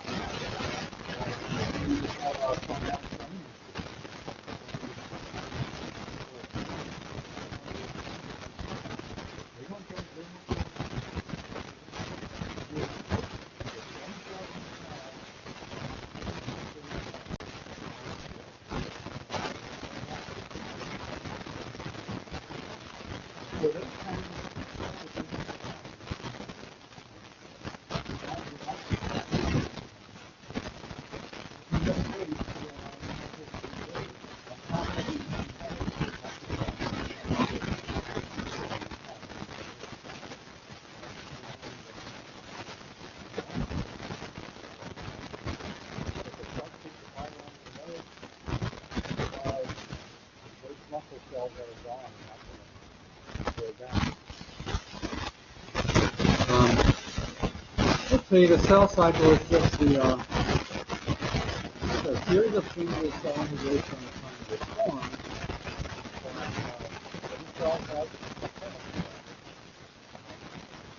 So when a cell divides and now there's two cells, that's the beginning of the life of each of those two cells.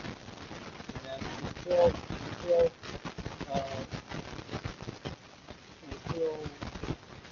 one of those cells that time will be the cell cycle. So from the time the cell is formed until it divides.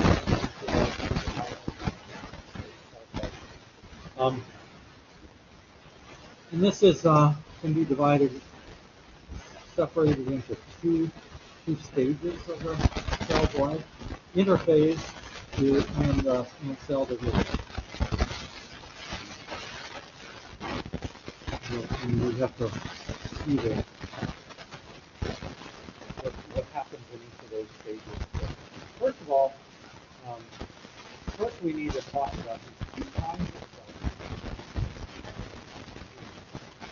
cells. One is called somatic or mitotic cell division.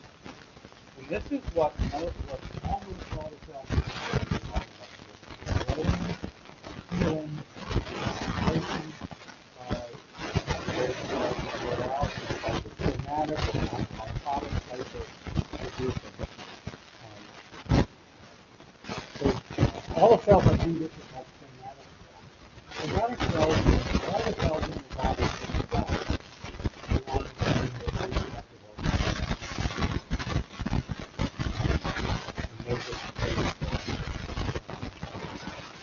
the reproductive cells are divided by reproductive or meiotic. And so meiotic cell division only happens in the testes and ovaries and the bones. All the other cell division is somatic. narcotic.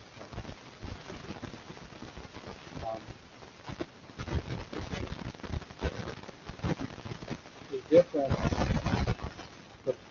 a difference between the cells made by, and that is a narcotic cell. So if I have a 3-cell divider, and it's 2 cells, each of those 2 cells has 2 of them. But it's left with a meiotic cell.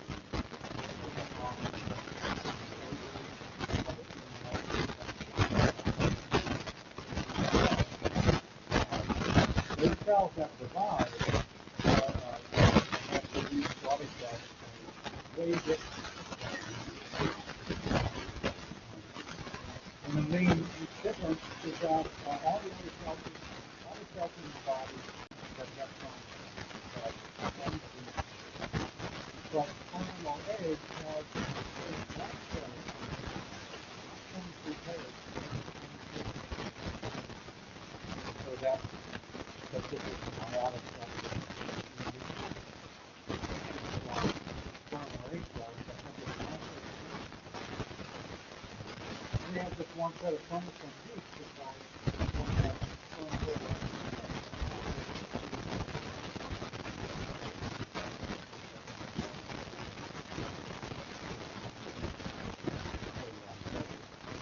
now that whole life egg will divide by that will divide into 4, 8, 16.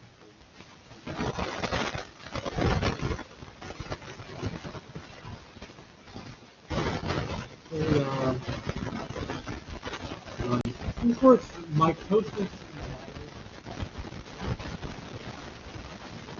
means during cell division, the nucleus divides,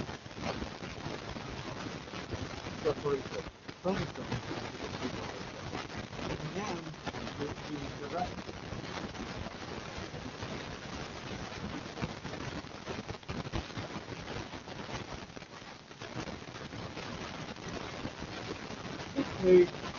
More about the cell cycle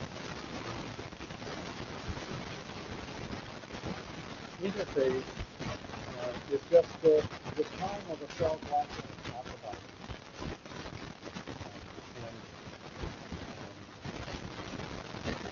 This can be, in some cells, this can be its entire life. Some cells never divide. Red cells in the spinal cord, they never divide. The interphase, as soon as they're formed, and then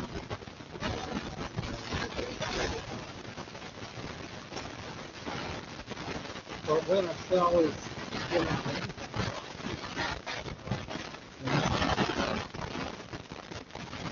things will happen in interphase.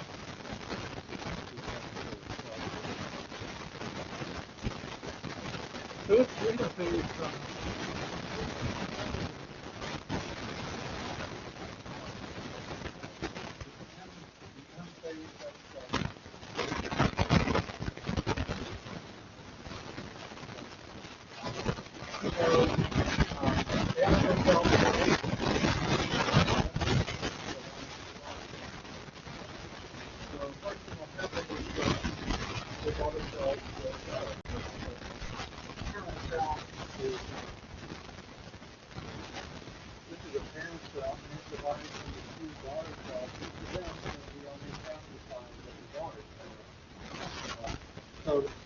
so the new cell,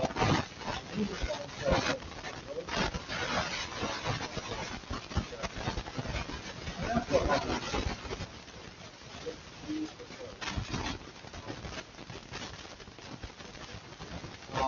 And then the arrow showing to T0, arrow going off the side. That means during the zero phase,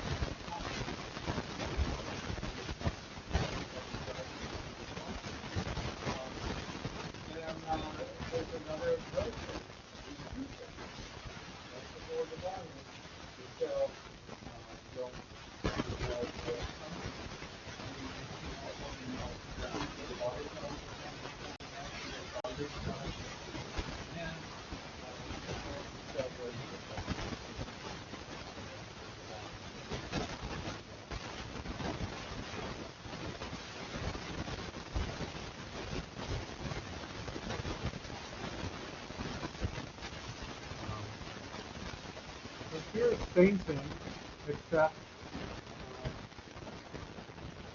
in this diagram, the M phase here is saying that the form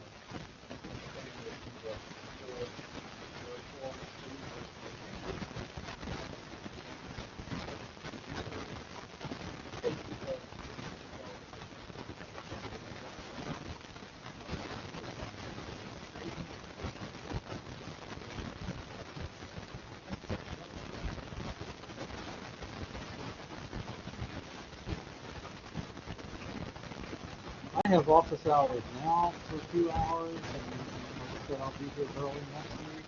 Anybody have any questions about the exam, you can help get ready for it. That's what my office